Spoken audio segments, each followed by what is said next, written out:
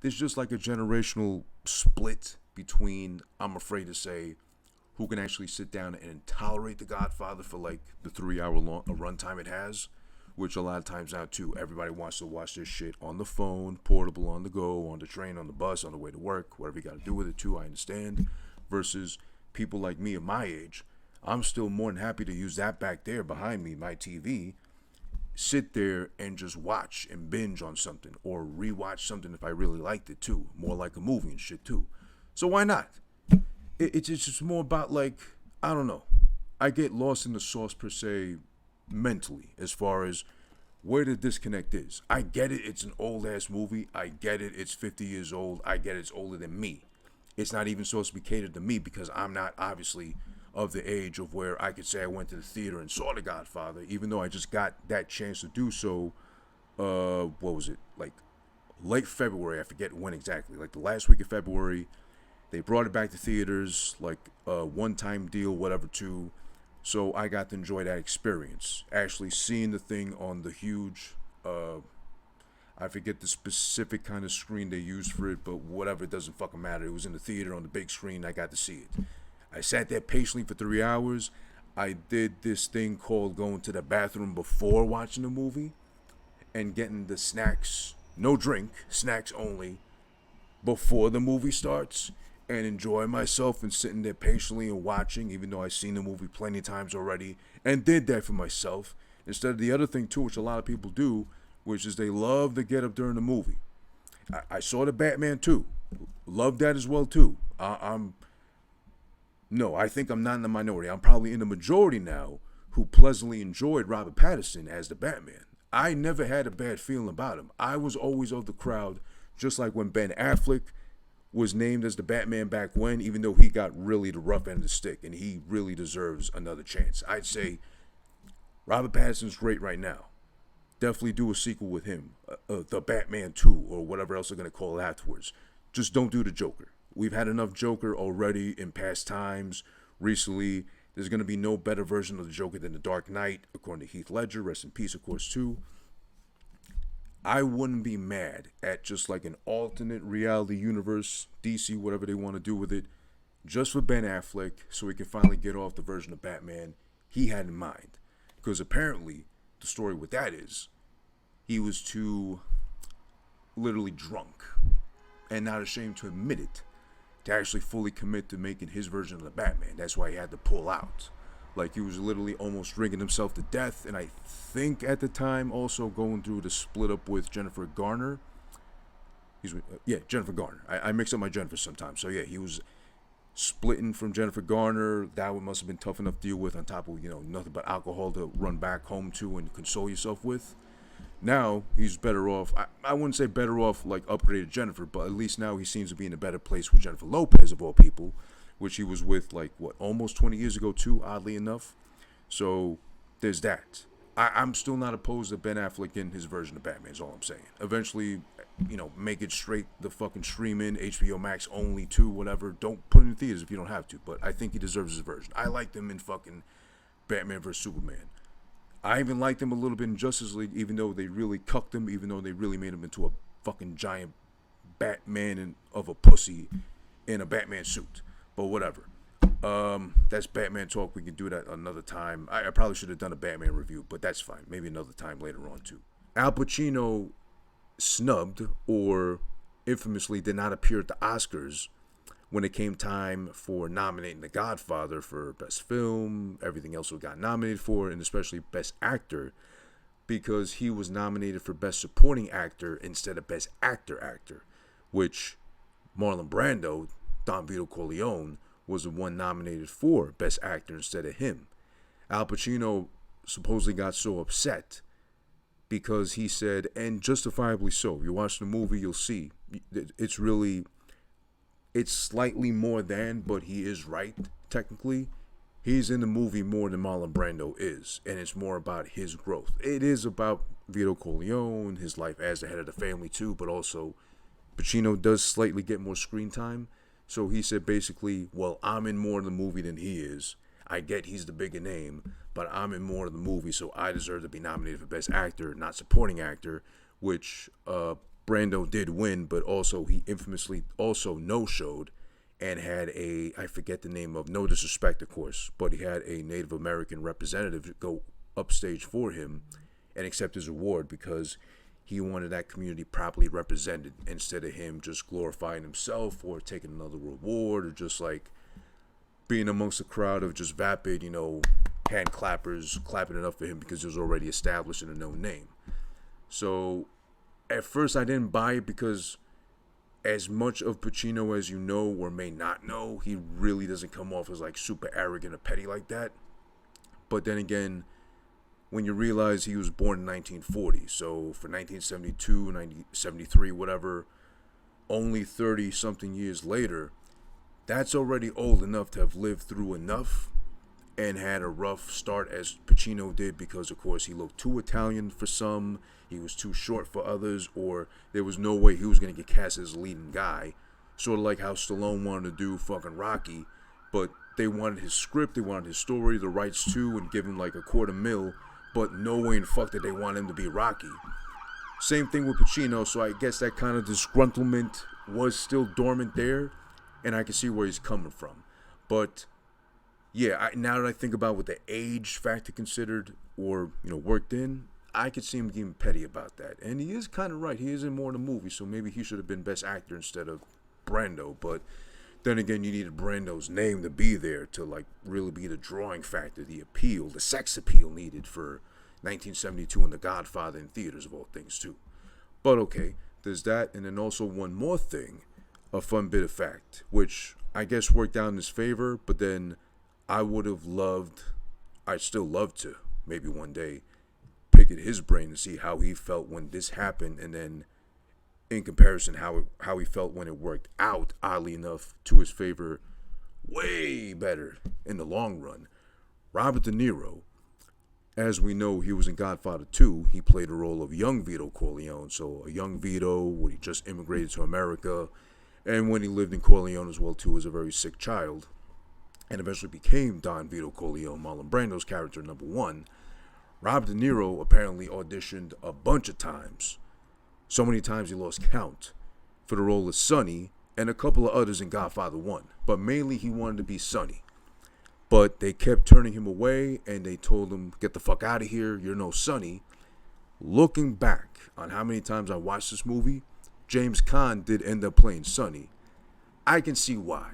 Sonny's more of a lively guy, like a kind of out there, Sonny was absolutely the Kanye, or the Ye, since legally he's Ye now, the Ye of the family, like the loudspeaker, big mouth, asshole, overly confident, smug, getting into trouble and justifying it with, I'm a genius, don't block my shine, I'm a genius. That was basically Sonny energy too. He was Kanye probably before Kanye was born. Yeah. The Godfather's older than Kanye, Ye. So before he was born, maybe subconsciously, Ye watched The Godfather when he was like an infant or a child, when it was on TV, whenever it was, and just said, that's the way I gotta be. I gotta be an asshole like Sonny. That's me. Ye. Whatever. Yeah, Sonny was too lively of a guy to ever fucking be Robert De Niro. Robert De Niro is a great actor. There's no taking away from that. Method actor.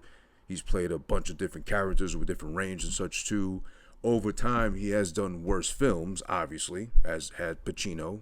There's really no saving either one of them from that sad fact.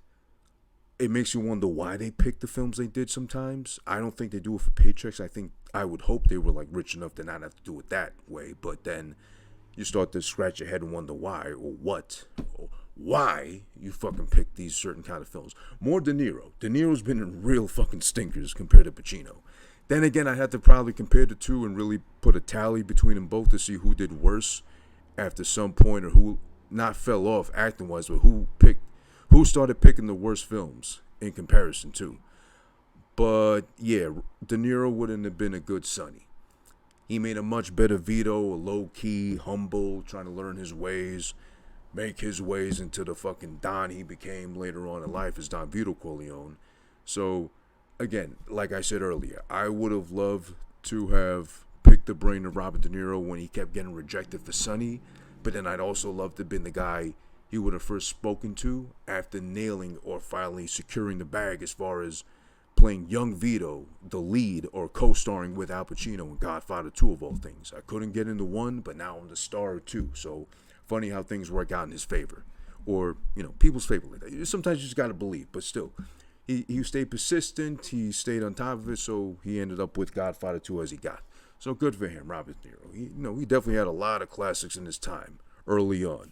Afterwards, as we discussed, different story, but whatever, it doesn't matter. Everybody's got their fucking flubs in their careers.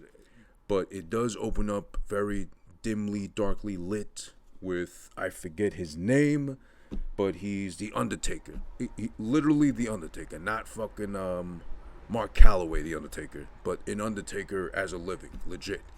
Comes the fucking Don Corleone, Vito, sitting across from him at his desk on the day his daughter's to be wed, his daughter Connie's wedding.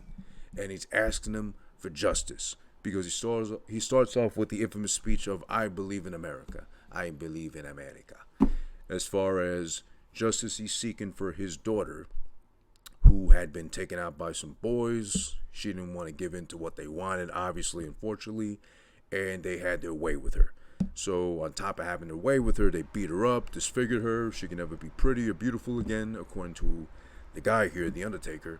So he did what he felt was the right thing to do, the American thing was to do, and he went to the police first. They took him to trial, and they got off some way, somehow, oddly enough, like a lot of the fucking animals that are roaming the streets here in New York are doing. What was it? The guy 2 weeks ago in the news that, literally took his own shit and smeared it in the face of some random lady on the subway up in the Bronx. Well, no surprise, the Bronx, but whatever. I hate to say, but I think there was another shit story. I forget the details, or I forget if I was dreaming that shit. Oh, I think someone had taken, their diarrhea, filled up a bottle, and, just dumped it all over someone's head. Also in the subway or out in the public somewhere too. But point is, those two individuals had gotten off as if nothing happened, or they claimed, mental illness, whatever too, as that fucking half-ass excuse is nowadays for just about everything. Oh, I stubbed my toe, I need a mental health day from work. Yeah, you're a fucking pussy, big deal, what else is new? But whatever. So he seeked justice, and the justice system failed him, the American way. Or as far as him believing in America is concerned, they dropped the ball on him. So now he comes to Don Corleone because his wife suggested it, and it turns out that actually there's a deeper relationship than we expected or would expect of a Mafia Don would have with an Undertaker. A low, meekly looking Undertaker with a really fucking balding head, but he's insisting on doing the comb over like he can fool anybody with 2-3 wisps of hair on his fucking skull. But okay. Apparently, Vito, Don Corleone, is really offended by his approach because he's asking for justice, he's seeking justice, but his daughter's still alive according to his, logic. She's not dead, thank God. She's just, got beat up, got raped, taken advantage of, and disfigured, but she's not dead.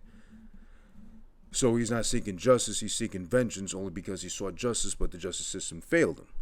But he's insulted by coming to him after everything else too, because their relationship is Don Corleone's actually the godfather to his daughter, the one that got beat up, and everything done to her too, as he's describing. So it's not until the guy's wife, the Undertaker's wife, says we have to go to Don Corleone for justice that he does so. And the funny thing is too, as the thing is shot so dark and literally in the dark, it's barely like just some light. The only bit of light that breaks through is from this guy's gold tooth. It's gleaming every so often, sparkle, sparkle, twinkle, twinkle, whatever. And it breaks through the fucking dark surrounding him too, because the dark actually blends into his fucking suit, because he's an Undertaker, so he dresses in nothing but black suits and shit too. Even though, okay, it's a wedding. I don't know how it worked back then though. Couldn't you just wear any fucking color to a wedding? I just went to a wedding 2 weeks ago, and I wore my blue suit. And a cream tie, whatever, too. I didn't have to wear black. That's tacky. That's only for funerals, ain't it? Or wakes, whatever. But still, Undertaker, I guess he's fucking lazy. He has to be in a fucking suit every day, so probably that's why he probably phoned it in. And of course, his gold tooth is shining, so that's the only jewelry he needs, I guess, too. But yeah, he's there, and with his fucking gold tooth shining. So it's just a matter of he justifies the needs for the cause as far as, okay, fine, I'll make sure these guys pay, but I'm going to need a favor of you, and it'll be whenever I say so, pretty much. That day may never come, but still, when it does, don't fucking ask me why, or don't be like, oh, well, why do I owe you anything? I'm doing you a solid right now, getting you justice for what happened to your daughter, my goddaughter, if anything, too. So there's that. Also, by the way, it cuts back to the wedding itself going on in the backyard of the, Corleone estate. The wife, funny enough, I think she just passed in real life, like back in 2018, so not too long ago. Rest in peace to her. She was like a legit singer of sorts. I forget what category singer, but she was like a singer, and The Godfather was her first role in a big movie, whatever of the sorts. She's barely in the movie. Now, that's something that always kind of not perplexed me or bothered me, but more like threw me off as far as, why is the wife barely in the movie? And I get it. It's the 70s. It's about the Godfather. It's his fucking dealings, whatever, too. Afterwards, in the long run, it makes sense because he likes to keep her uninvolved as best as possible. But he's also Marlon Brando, Don Corleone. He does come off as a loving husband enough, I guess, in his mind, to keep the wife, separate from his family, other family business. Well, literally his family because his sons are involved. Or, except Michael, because he's the youngest. He wants to keep him clean. But he has the courtesy keeping her, aside from all the dirty work, all the dirty deeds he has to comply with as far as being the head of the fucking mob right there for his family, too. That does make sense in the long run, too. But and it also kind of seals the deals why she's, like, not so present in the film. She's there, but she's not there, really.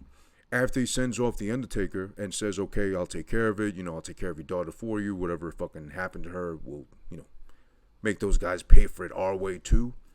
He does utter the quote, we're not murderers, despite what this Undertaker says. Just, I guess, for his own, sake of mind, and because he's there with, Tom, his other son, his adopted son, actually, and his consigliere, his advisor, professional advisor, too. Tells him that just to kind of justify, we do some dirty work, but we're not bad guys all around, per se. We just happen to get our hands dirty, Betty had said. So I guess that's his, like, Godfather logic.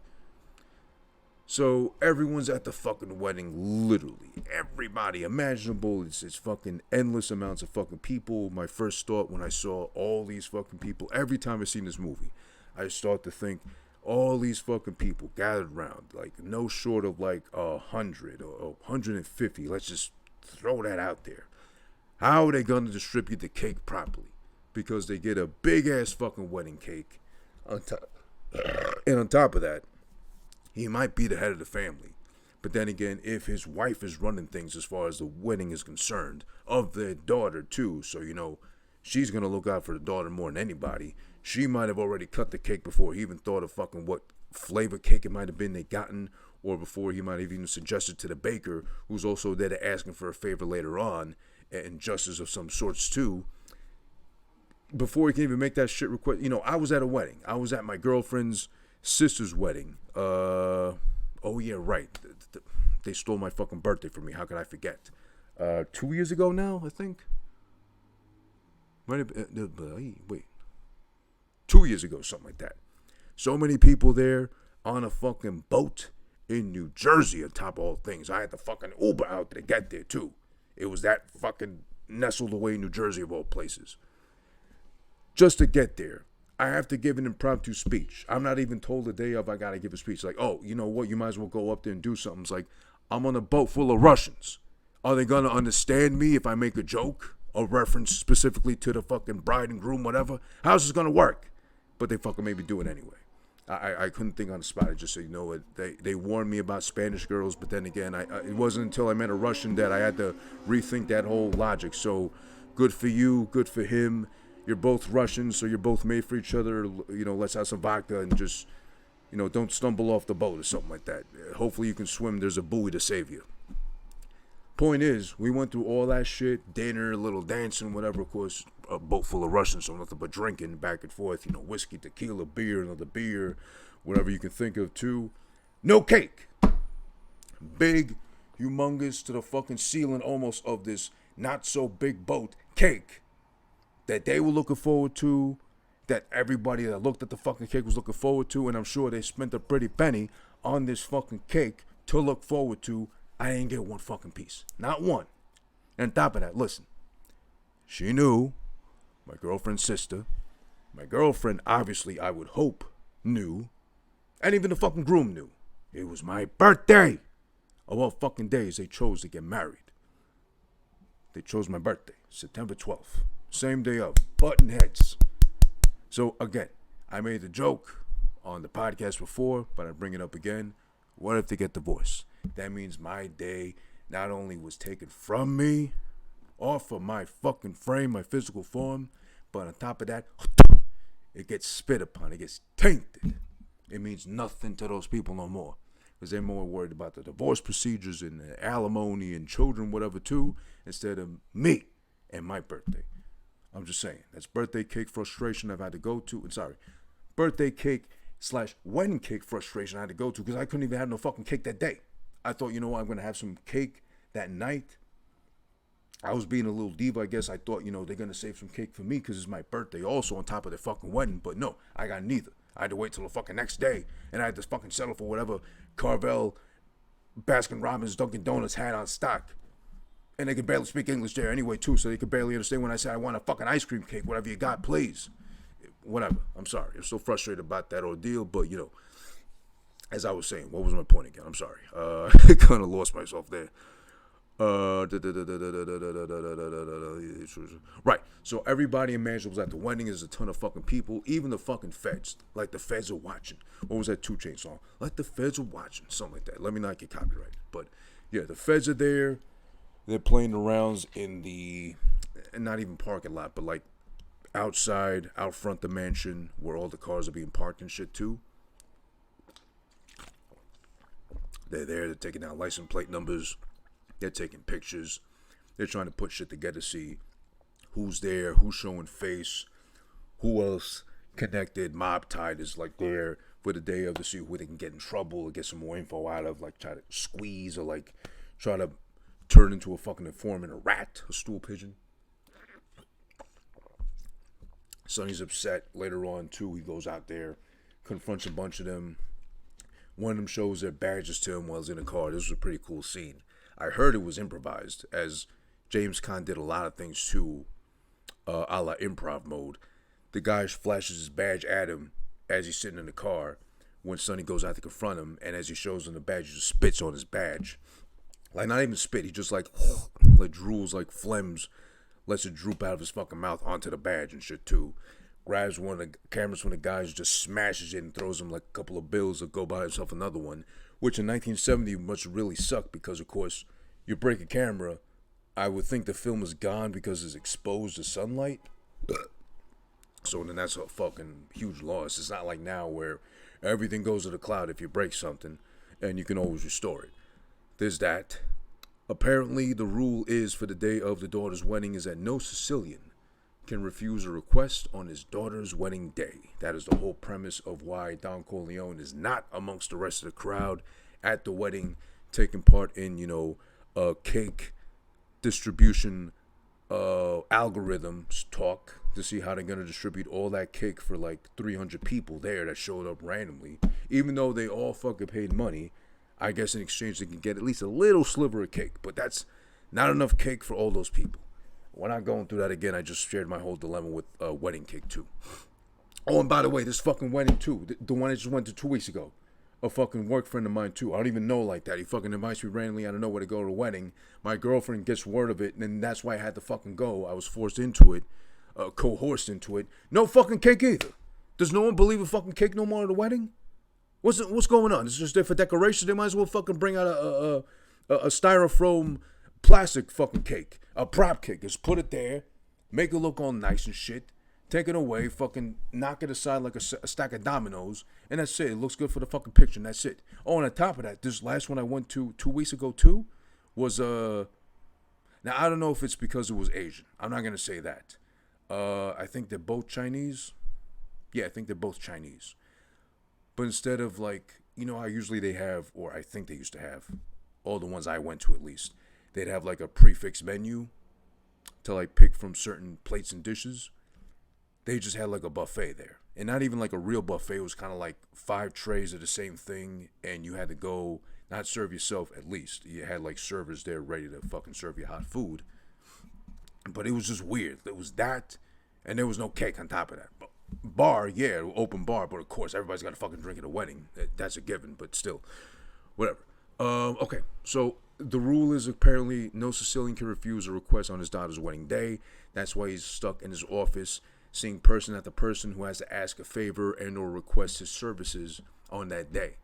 Because apparently the written rule is, according to being Sicilian, is like super oddly specific. On the day of your daughter is to be wed, you cannot refuse any request. Oh, sir, would you like to...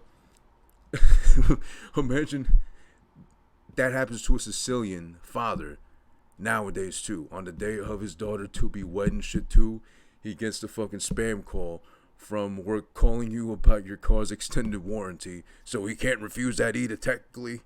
So thank God this ain't 19 fucking... This wasn't in 1972 they could do that to you. It's 2022 they do that to you. But I guess it's a standstill as far as what does the father do nowadays if he gets that call. I guess he can't refuse that either. But also I think it's really, well, I guess because they were loosely always associated with the mob thing and all that too. It might have been just because they want to somehow rectify or wash their hands clean, scrub their hands clean, of all the dirty deeds done till then. In exchange of having done so much dirt, they do some favors, they fulfill some requests of somebody who comes to see them that day of, and, you know, that's it. Like, I just washed away my sins, per se. That's their justification to it. It's a lot of that going on, too, throughout the film, man. I guess, like, in the mob mentality, too. No offense to the mob, obviously, all respect due to them, but, you know, that's kind of like their logistics, I guess, to kind of balance out the evil deeds done. Now we get introduced to Al Pacino and or Michael Corleone. Hello, Mike. Army boy, good old boy, salute. Out of the army now, because this is back in 1942, I think, the movie's based on. So the 40s, per se, better get said. He shows up. Of course, Vito's been asking about his boy. Where's my boy Mikey? He finally shows up, and Dad sees her through the window, and he cracks a smile. It's a very endearing, like, actual fatherly-like smile of seeing his boy show up finally. In hand with him is fucking Kay and or Diane Keaton, who I will go on record as saying right now, I'm sorry, but this woman is not that attractive. She's okay. She's mid at best too. She's aight, but she's going in with, I think this is where she came with a big flowy red dress. So it was kind of standoutish besides him being in his fucking like army, what do you call it, uniform with the hat and everything too. She's there with this big flowy, not even sundress, because sundresses are nice, you know, shows off the legs and all that too. It's like this big, I don't even know what you call it. It's like a big head to toe dress almost. Like there's no skin showing, and it's just a face and like a really weird, big, humongous fucking hair there in your face. You can't fucking miss it. Like if she was sitting in front of you at the movie theaters, you'd hate this bitch. You'd be fucking uttering cunt underneath your breath the whole time and hoping that she doesn't fucking talk on top of that on her phone, on top of having big hair. But whatever. So as they're talking at the table, right behind them is big ass Luca Brasi, which is, I'm guessing, one of, or probably the main hitman for Don Corleone. Like a big, humongous fucking like pickle nose guy. He's talking to himself out loud, but it's only him reciting what he's going to say to the Don once he gets his turn to go see him and talk to him.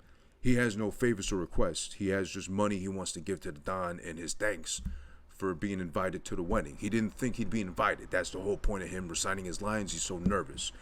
Which, according to, I believe, Coppola himself, the director, that was legit the actor being so nervous about having to do a scene with Marlon Brando that he kept flubbing his lines and forgetting his shit. So they said, you know what?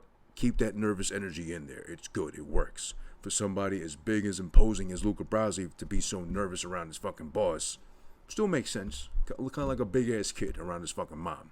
And he's a bully low-key at school otherwise. So yeah, they're dealing with that shit, working on his speech. And it's just, oddly enough, of course, like I just said, the Don's biggest goon is the biggest pussy around him when it comes time to show face. Now we go to, let's see, what was it? Oh yeah, now we get a bunch of Sonny, which is no surprise really. Sonny is a dirty dog. Sonny is a hothead, as we'll establish later on. He really goes off the cuff. He's really, first to fly off the handle. Again, like I said earlier too, he is really like the Kanye of the family. Like, he'll fucking talk first and then try to make up for it later, or really act first too as well, and just be like, what do you want me to do? I'm a Corleone. I'm Italian. I'm passionate and shit too. I'm hot-blooded or whatever. Like I'm opposite of a fucking lizard. I feel things. I'm not cold-blooded or whatever. So we see him creeping away and sneaking away with one of his many side pieces. I can't remember, honestly, if it was the same girl he was creeping with later on in the film, but knowing Sonny, it might have been one of many. While his wife is at the fucking wedding, chasing after their kid. And listen, this is me talking. You might think different. I'd say the wife, at least in the film, don't ask me the name, I don't fucking know, way better looking than the side piece he runs off to have fun with upstairs in the bathroom in the fucking house, of all things. I never got that logic. I don't know why. Now, I'm not going to get into why guys cheat, why they feel justified enough, some of them, not all, in cheating, or why anybody cheats. Don't waste someone else's time cheating. But I always thought, hear me out, if you're going to cheat, I'd say at least cheat up. So it's not so insulting to the person you're with, your spouse, your significant other, whatever, when you cheat down. As far as if you got a fairly attractive woman in your life, we're talking, supposing we're males here, not trying to like gender shame or identify. Like, if pretending we're guys, me for example, I like to say my girlfriend's very pretty. Too good looking for me, honestly. If I were just supposing to cheat on my girlfriend, I'd have to cheat up. I'd have to cheat to like a model almost, I think. Because my girl, I think, is very pretty, very beautiful, according to me, if you ask me. Whatever, I'd have to cheat up. If I were to cheat down, I wouldn't understand her wanting to kill me. Just because, first, obviously I cheated, and second, I cheated down. I cheated to a scrub compared to her. Or like a witch compared to her. So that was just my logic. I've never done it myself. I couldn't do it myself just because, like I've explained before, my father cheated on my mother so much, she got like numb to it, which is terrible that she did that to herself. But also, he always cheated down as far as the quality of woman. Like, when I saw afterwards the kind of women he was dicking down, and he was bragging about dicking down so much, it was like, are you Stevie Wonder? Can you not see what you have at home compared to what you're fucking cheating with? Is your dick that much in control of your mind where you're just running rampant like a dog? Or you got that red rocket out the whole time, and whatever's fucking got their fucking legs wide open for you, that's where you dive deep into Greg Louganis with it? I never understood logic, but whatever. That's guy talk. I'm not really that much of a man's man. I just sound like it too, and, don't be mad at me for that. Hey, don't be jealous either. But I'm just saying, if you're going to cheat up at least. That way you can at least justify, well, Angelina Jolie was there panting and fucking like anime ooh-wooing for me, so how could I say no? How could I turn that away? Sofia Vergara had her tits pointed in my direction, made eye contact directly with me, so I knew it was on. What do you want me to do? Kind of thing. Meanwhile, his wife is really just a gatekeeper for the child. That's never fucking not crying in this movie, that child. The one running around, the baby, whatever, too. The one kid, of course, his kid is the one always fucking crying. Never happy. I don't know what it is exactly, or he knows his daddy's a dirty fucking dog. Always fucking crying. And the sustained one, too, that you can't, like, play off or be like, oh, just give it, like, a couple of seconds, it'll go down, like, whatever. It's bad. It's bad. But whatever. Now we get, still in the wedding, we get the appearance of Johnny Fontane, that olive oil gargling WD-40 greased-haired asshole, as he'll be referred to as later on in the film, and you'll see why. a really big singer, based loosely off, according to story. Oh God, what's his name? I just forgot his name. Frank Sinatra in real life. Supposed to have a much bigger role or presence in the movie originally, but apparently Frank Sinatra got in Mario Puzo's face, I believe the story goes, and said, "Go choke on a cock," or something like that. "You piece of shit, you're making me look like an animal, like a mongrel. This is terrible for Italian Americans," whatever.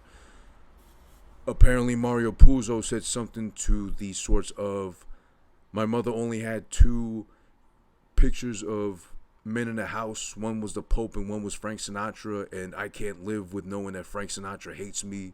So we're gonna de-escalate the presence of Johnny Fontane in the movie so Frank Sinatra don't feel a certain way," which I think is hilarious. I get it's like an Italian thing, whatever, too, but that is hilarious that had to happen for Johnny Fontane, who probably would have been a bigger presence, was downplayed to the part that he's in now. Like, he's there and it's funny and it's cool, whatever. He's got some good moments too in the movie, but it makes you wonder also, what would he had go on more often in the film had he been a bigger character, had it not been for Frank Sinatra shitting on Mario Puzo and telling him to suck a dick, basically, or whatever, suck a sausage, since, Italian, whatever. But he makes an appearance. He's like the big singer, like proud Italian American representative. So he's there at the wedding. All the fucking women are going crazy, throwing their panties at him too. Connie, Talia Shire, the one getting married, she gets first dibs as far as getting to hug and kiss him and welcome him hello. He gets to fucking croon and sing for them too, and sings his fucking little tunes and whatnot too as well. But also he's there because he needs a favor of, guess who? The Godfather, Don Corleone, his Godfather, I believe also too. Whatever, something like that. Kay and Michael are sitting there watching. She's all fascinated too because apparently he's that famous. "Oh my God, Johnny Fontane," or whatever. "Oh yeah, we'll go meet him afterwards. Don't worry about that shit." And she's just like baffled, like, how did you get Johnny Fontane for the wedding? He's like such a big deal and shit. And then he goes on to explain Michael. He basically says, we get the first cue of, "My father made him an offer he couldn't refuse as far as the guy that originally had signed Johnny Fontane to a record contract, wouldn't let him out of it. Of course, he had to consult Don Corleone afterwards, too, to get his help, and magically he was freed and liberated from it." So apparently, Don paid a visit to this fucking record guy with Luca Brasi, his fucking gun for hire, held a gun to his head and said, "Either it's going to be your brains or your signature on this contract, but we're not leaving one or the other on this fucking contract signed, freeing Johnny Fontane of your services." And then boom, Johnny Fontane's in his debt forever, pretty much, practically. So she's baffled, she's stunned as far as like, oh my God, I'm linked to the mob now. I'm fucking dirty and shit too. I'm a fucking rat. And I swear to God, I'm not gonna rat, Michael. I'm just saying, please don't make me rat. And whatever, like the feds are watching, something like that. But then he is able to reassure her, as he is the calm one, the young one, the I'd say charming one, at least when it comes to her specifically. He's able to calm her down and be like, "That's not me though. That's them. They're the ones that handle the guns. They're the ones that do all the dirty work. I'm just there, just minding my business. I'm scratching my ass while they do all the dirty deeds, pretty much. So trust me, I'm good."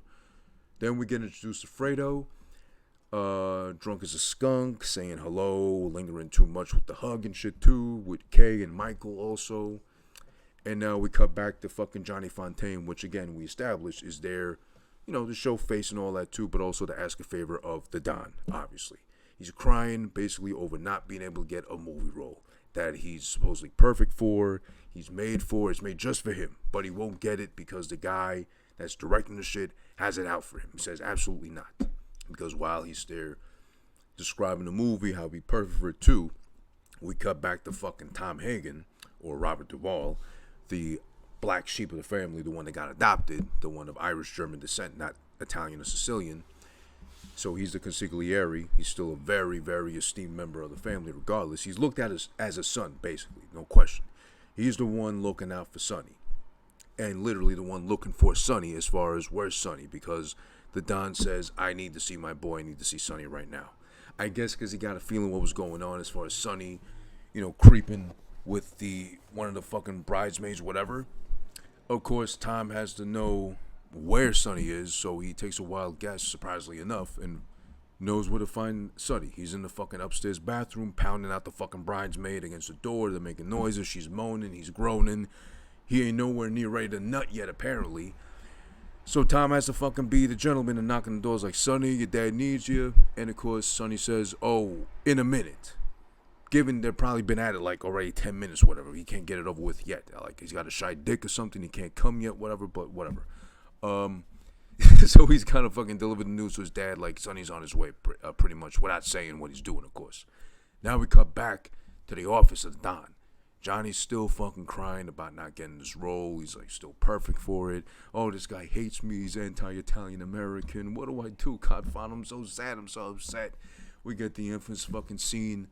Improvised, actually, funny enough, as far as the research shows. Improvised.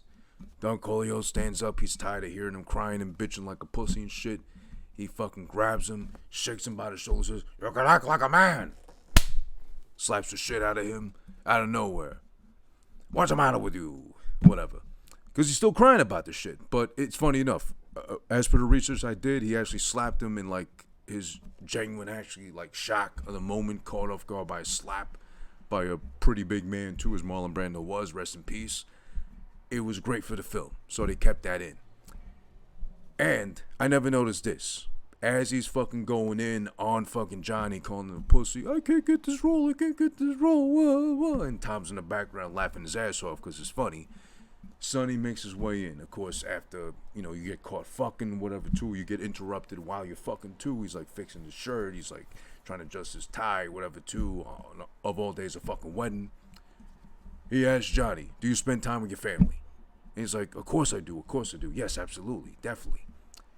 Because he's trying to fucking get at his son, Sonny, no pun intended, when he says that, by saying, a man who doesn't spend time with his family is not a man. And he makes it clear to look at Sonny, again, when he's making his way into the room. Because he knows what's going down with Sonny. He knows he's a fucking dirty dog. And he knows of all things, he's got his wife chasing after his kid outside while he's too busy pounding out like the leftover lunch meat up in the bathroom. Just because he's a horny boy like that. But what are you going to do? That's fucking Sonny.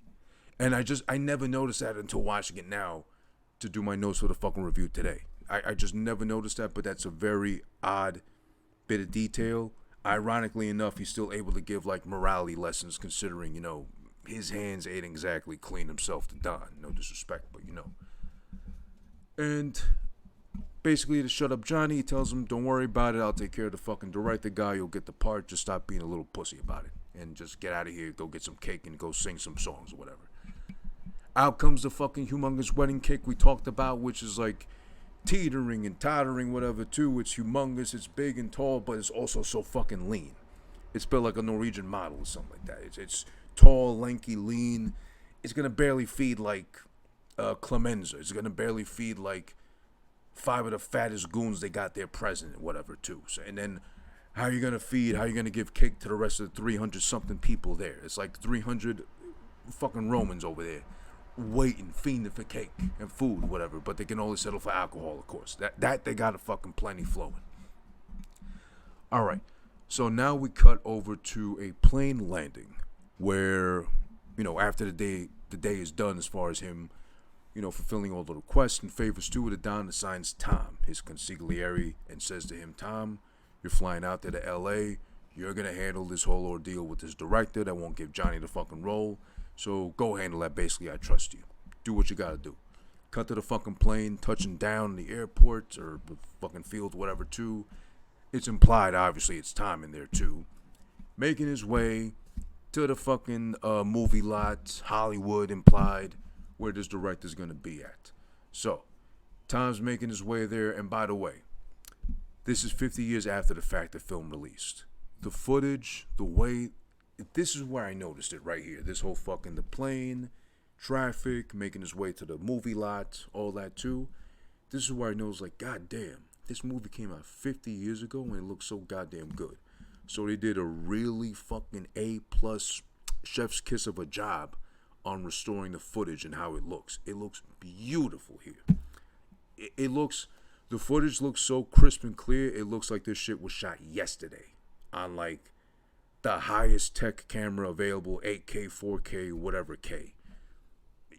it's beautiful. Just that specific part right there made me notice. I don't know if anyone else ever picked up on that watching the 50th anniversary version, because they did a whole thing with it too. Like, I think I read somewhere where they said for the DVD version, whatever, oh, we couldn't restore the footage. It was too old and too compromised, so you're going to see clippings and blotchy spots, whatever, too, throughout.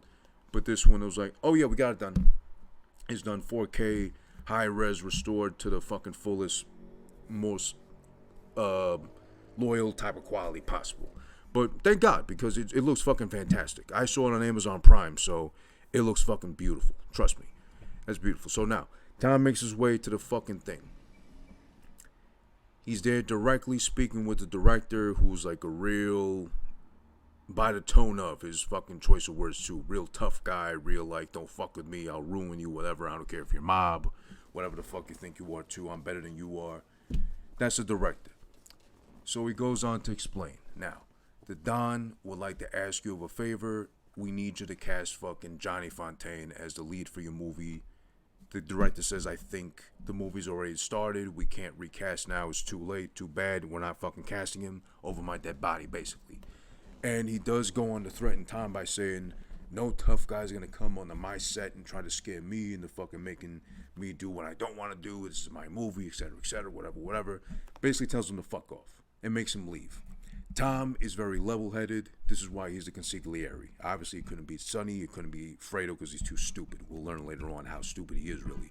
But Tom is really level-headed and cool about it. Leaves, says, I'm a fan of your work. And I'll leave. I'll make my way out. Whatever.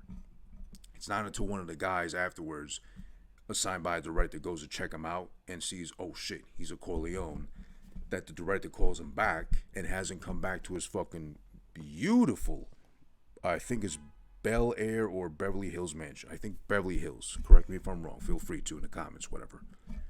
Beautiful fucking palatial estate. Like, there's a pool for the pool.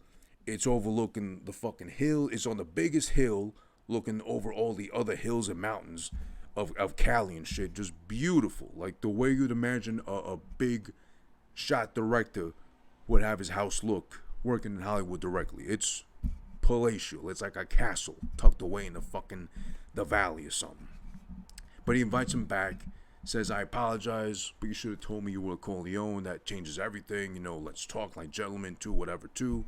You know, but let's talk it over dinner. But before they go sit down for dinner, this is key. He takes him to his fucking horse stable, because this guy's like flooded in money to the point where he's so rich, he's like, he doesn't know what to do with his money anymore to like not be bored by it. Takes him to his fucking horse stable and introduces him to his fucking prize horse. The horse he just got for like, I think he said, what, $500,000-$600,000, like $500,000 pretty much, bet he got said. And he's like, this horse is so good and so expensive, I'm not even going to race him. He's going to be my stud. He's going to be my horse fucker. He's going to fuck all the females here and going to make me a line of champions that I'm going to sell and put up on StockX for resale value. I don't know, some shit like that. I don't know how horse owner logic works like that, but that's basically his plan, just to have him breed nonstop, purebred champion horses. So he's got that. Then they go to dinner, sits him down, and Tom is, up front as far as like, listen, the Don doesn't ask for favors twice, because the guy says, listen, I respect who you are, I respect who you work for, but there's no way in fuck Johnny Fontane gets his role. Absolutely not over my dead body. Again, he's like very solid on where he plants his feet as far as no, and is firm. This is why Tom says, I understand, but the Tom does not ask for favors twice. That's where the guy gets pissed off, the director, and he says, well, you listen to me, fuckface.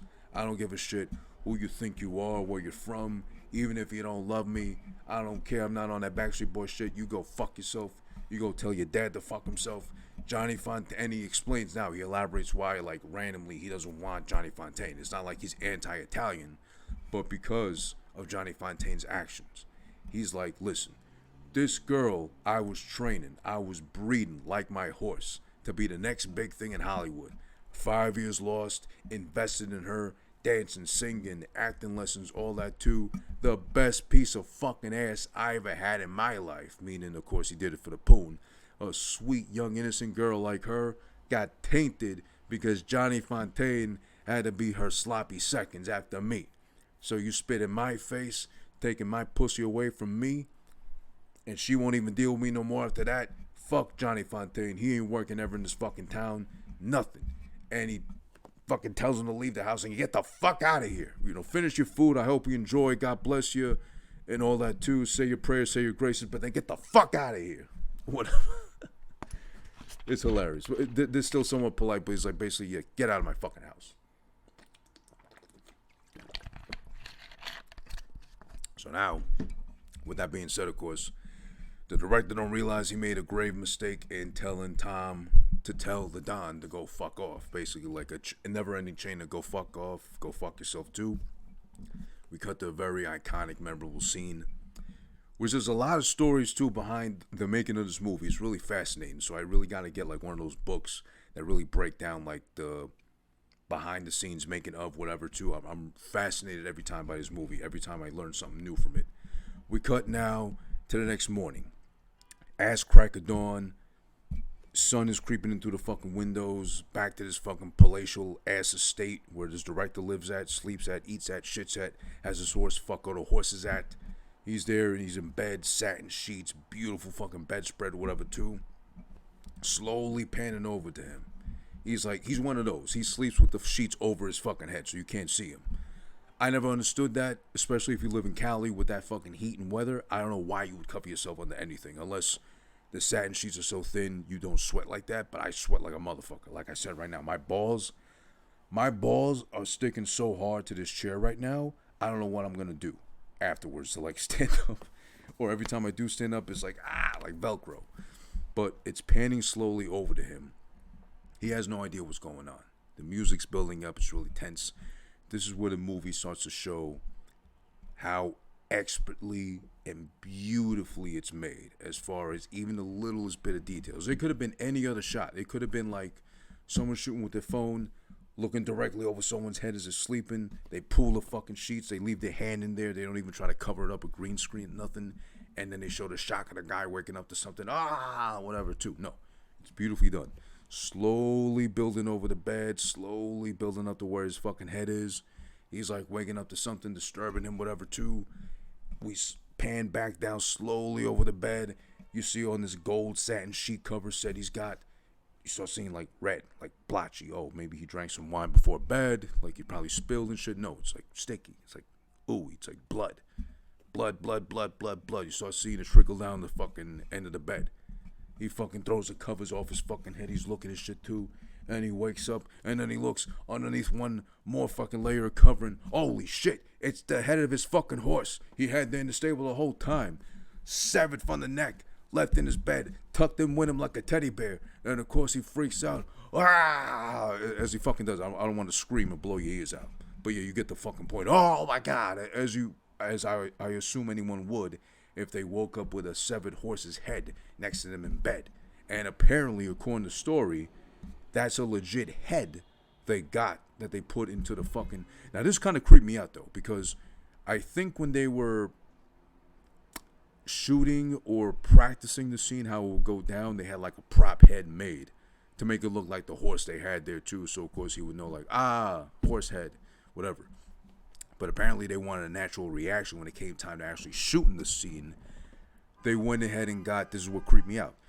They somehow got a severed horse's head from a dog food factory. So now that makes you think, wait a minute.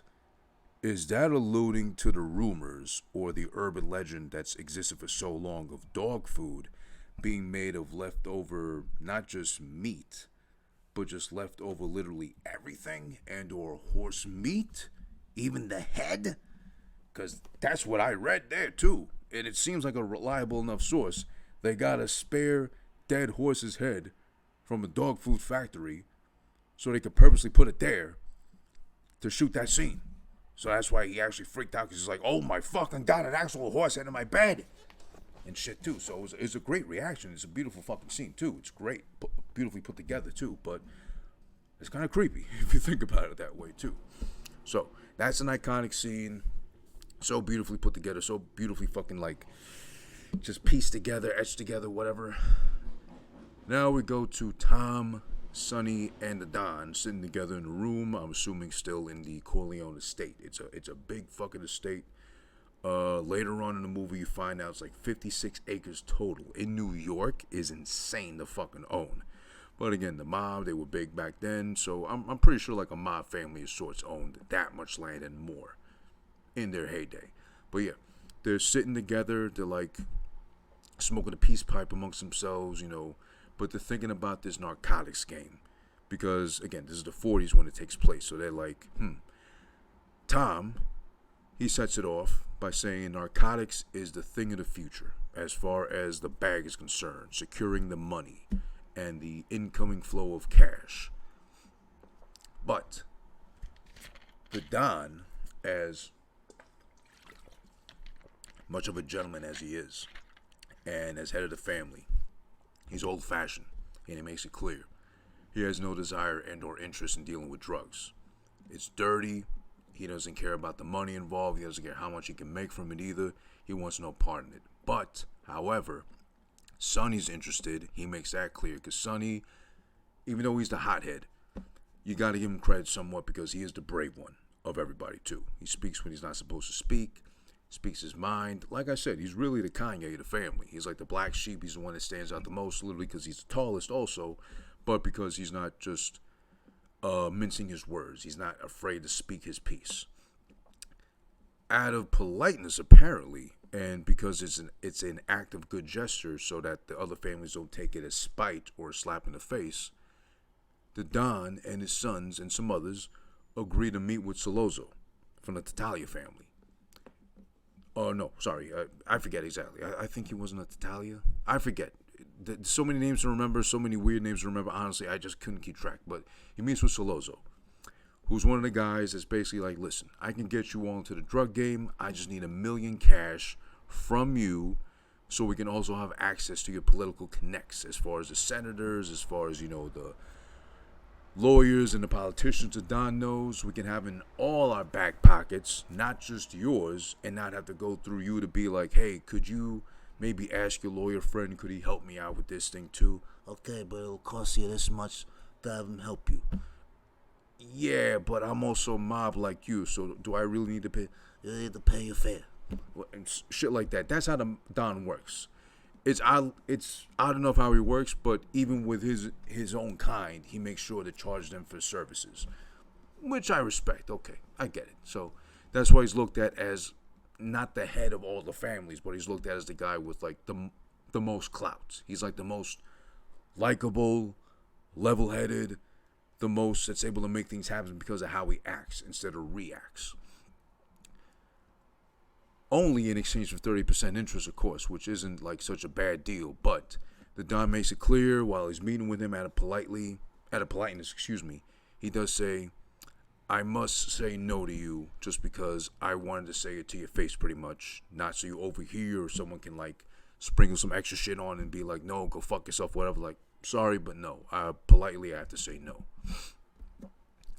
He's a real gentleman about it. So again, this establishes why I guess he's the one more simpatico with the politicians and the lawyers. He's really like, he could have been a politician himself, the way he carries himself. And I don't think anyone would have blinked twice about asking if he's like affiliated with the mob. They would have probably been too scared anyway. But even with him, the way he carries himself, he's like, respect me and I'll respect you back. Enough, you know. And he's also there while everyone else, you know, leaves the room. Sonny spoke up during the fucking thing, being like, okay, so you're telling us that if we give you $1 million, you're really promising us we get this much back, until Don says, hey, I gave my sons too much fucking leeway, too much trust to think they can fucking speak when they're not supposed to be speaking at all. You know, when I'm present, basically, too. He pulls him back into the room and says, what's the matter with you? You never fucking tell anybody outside the family how you feel because, stupid, that's showing your emotions on full display. You don't let nobody fucking know what you're feeling or let them see you sweat, better yet said. And it's great that he still has to remind his fucking oldest son, like, hey, you're fucking up. I gotta remind you you're fucking up and how. so you don't do it again. Hopefully, you fucking idiot. Besides, you sleeping around all these dogs in your free time, woof woofing it up. But yeah, there's also that Luca Brasi is there, of course, as the hired gun muscle, and he's like, okay, I need you to fucking go check up on the Tatalias and see what's good. Can they fucking sway you, convince you? That way we know how to fucking hit them back, instead of fucking having to deal with this drug money Solozzo motherfucker too. Now, we get to a part where now we finally get some light shed upon Luca Brasi, which is a big man. There's no question. You can just see that by the size of his nose. It's humongous. It's a fucking pickle. It's a dangling piece of butcher meat hanging in the butcher shop. It's so big. Pause. It's a huge slab of meat on that nose of his. But big man regardless. It accompanies the fucking big frame. Wearing a huge, humongous ass bulletproof vest, of course, because he's going to get busy. He feels like he's 50 Cent, 60 years before 50 Cent even had the bulletproof vest on stage. But he carries around a tiny, itty bitty little pea shooter, like a fucking little Saturday night special. The little, tiny little things that ain't going to do nothing but maybe scare you off at most. And if it comes time to bust, it's like pew, pew, pew, pew, whatever. Instead of like bang. But alright, he feels secure with his little pea shooter in hand. Tucks that away, goes to meet with Solozzo and Tattaglia. One of the Tattaglias at the bar nearby, not too far. Apparently, it's a setup. He thought he was setting them up, but the Tattaglias were setting them all up in exchange, actually. Because when he goes to meet with them, Solozzo proposes having Brasi work for him instead, starting him off with like a $50,000 like sign-up bonus, like this was the MLB, NFL, or something like that too. You work for me, I'll take care of you, $50,000 in advance too. Whatever, just tell me what you know about the Corleones and you work for me, I'll take care of you from now on too. It's not like he's considering it, but he's like, playing along stupidly enough to be like, okay, I hear you out, but let me get a drink first, let me get a smoke first, I think, whatever. No, he actually went to smoke. Let me get a smoke first and think about it.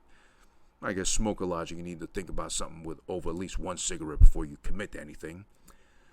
In him lighting his cigarette, of course, it's all a setup, it's all a plan, because one of the Tattaglia brothers grabs a knife, stabs his hand into the bar, so he can't go nowhere literally, or he'd rip his hand off, or at least tear it off clean. And then all of a sudden, you got motherfucking a guy pop up from behind with like piano wire, I'm assuming, and he just straight chokes him out.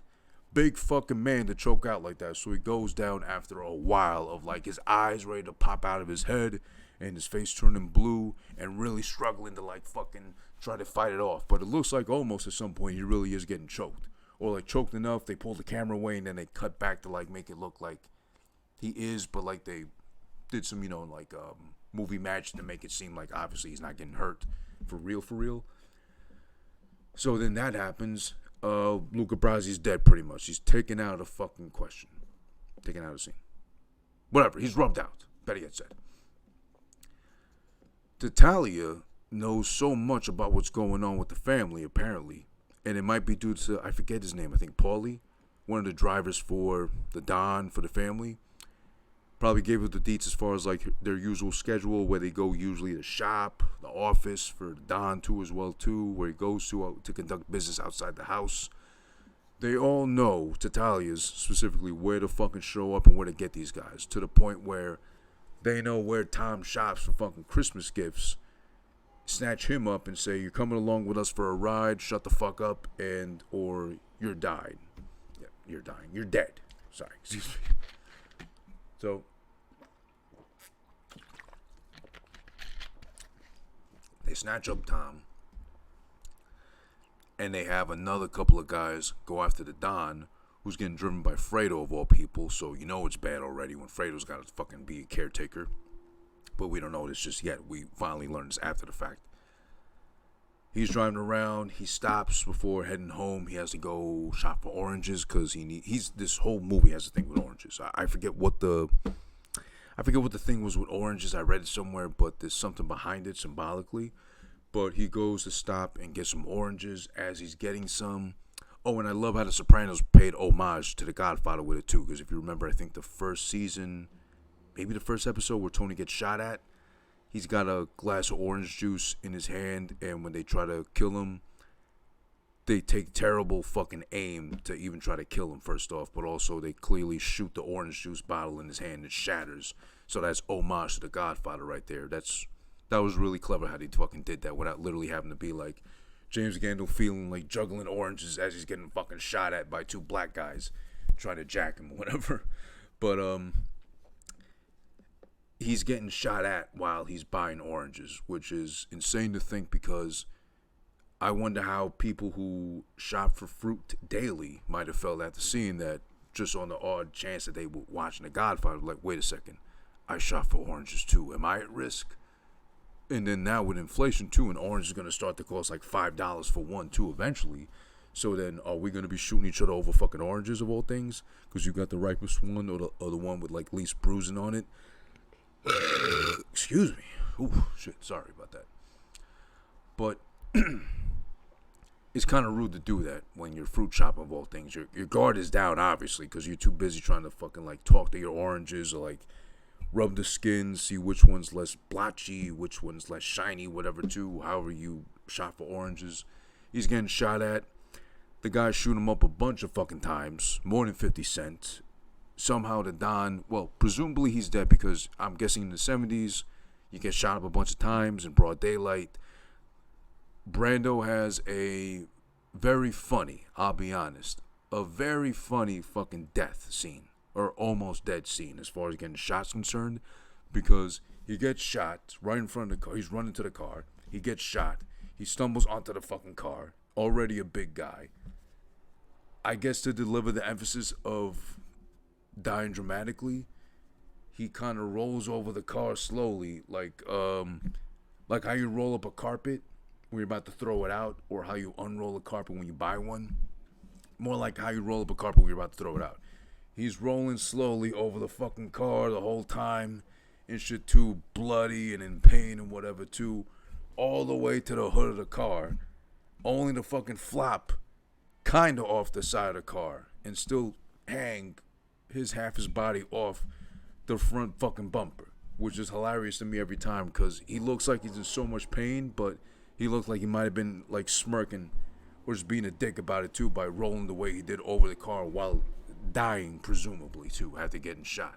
Fredo, of course, couldn't save him. That was a key part as far as he had a gun on him, but like he stumbled, he had it flop out of his hand, he couldn't do anything while the guys were shooting. They got away, presumably job is done, and Fredo's just sitting there, dad, or whatever, papa, and shit. And then here's the crazy part too, as far as Michael.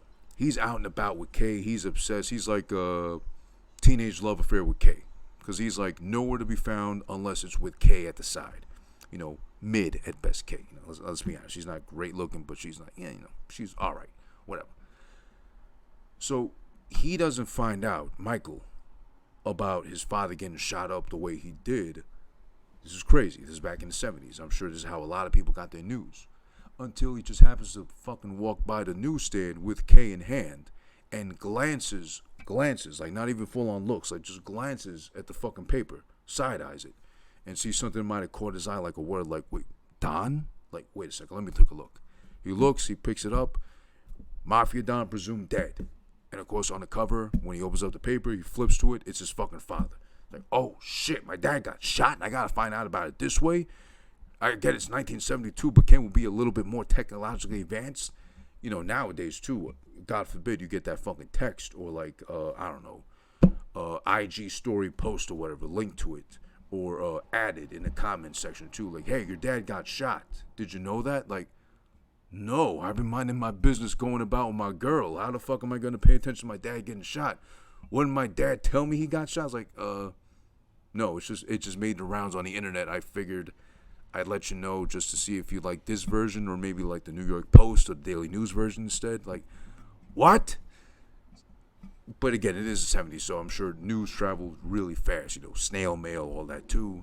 And the newspaper was the thing to go to in the morning as far as getting your news, literally. I mean, sure, there was news on TV, but there wasn't CNN, not in the 40s. Oh, sorry. The movie was filmed in the 70s. I meant to say in the 40s, where it's based off of, time frame wise. But yeah, there's that also. So that's crazy. Him finding out that way. Now we cut back to Solozzo, who's got fucking Tom pretty much hostage, like in a dark place, really dim lit, but it's like got like a bar, but it looks like it was burned down otherwise too. Anytime anything gets fucking tense or like intense, like it's getting here too, with Solozzo basically telling Tom, I know your brother Sonny wanted the deal. He's the hot-headed one, but I know he would have fucking done it. Your dad's old-fashioned. I had to fucking do this because, you know, your dad's a fucking cuck. Your dad's a fucking backwards thinking man. You're going to make this fucking deal happen because you're going to talk to your brother Tom. You're going to talk to your brother Sonny and make this deal happen between us with the Don or not, because now he's dead anyway, so who gives a shit? Whatever, too. But it's a really fucking, like, dilapidated place. But they always got drinks on hand. And he makes them drink some shit. I'm not drinking shit if you're fucking holding me hostage. I don't know what the fuck you're giving me. You could be giving me gasoline just to light me on fire or something like that. Or you could be giving me like rat poison or something too. I mean, it does look clear. It's whatever it was, liquor of some sorts. But I'm not drinking that shit. I'll be like, I'm good enough and scared enough being held hostage. You don't need to kill me just because. Or accidentally, whatever. But that's Solozzo telling him, hey, you gotta fucking talk, you gotta be the mediator, and you gotta make this shit happen, or you're fucking dead next, because your dad's dead, and then everybody in your family's gonna be fucking dead as soon as I'm done with you. As he's letting Tom go and sending him on his way to be like, alright, you fucking go deal with your brother, your dad's dead, too bad for you, ha ha ha, so go make that deal happen. One of his guys tells him, hey, 5 shots and he's still alive. The Don is not dead.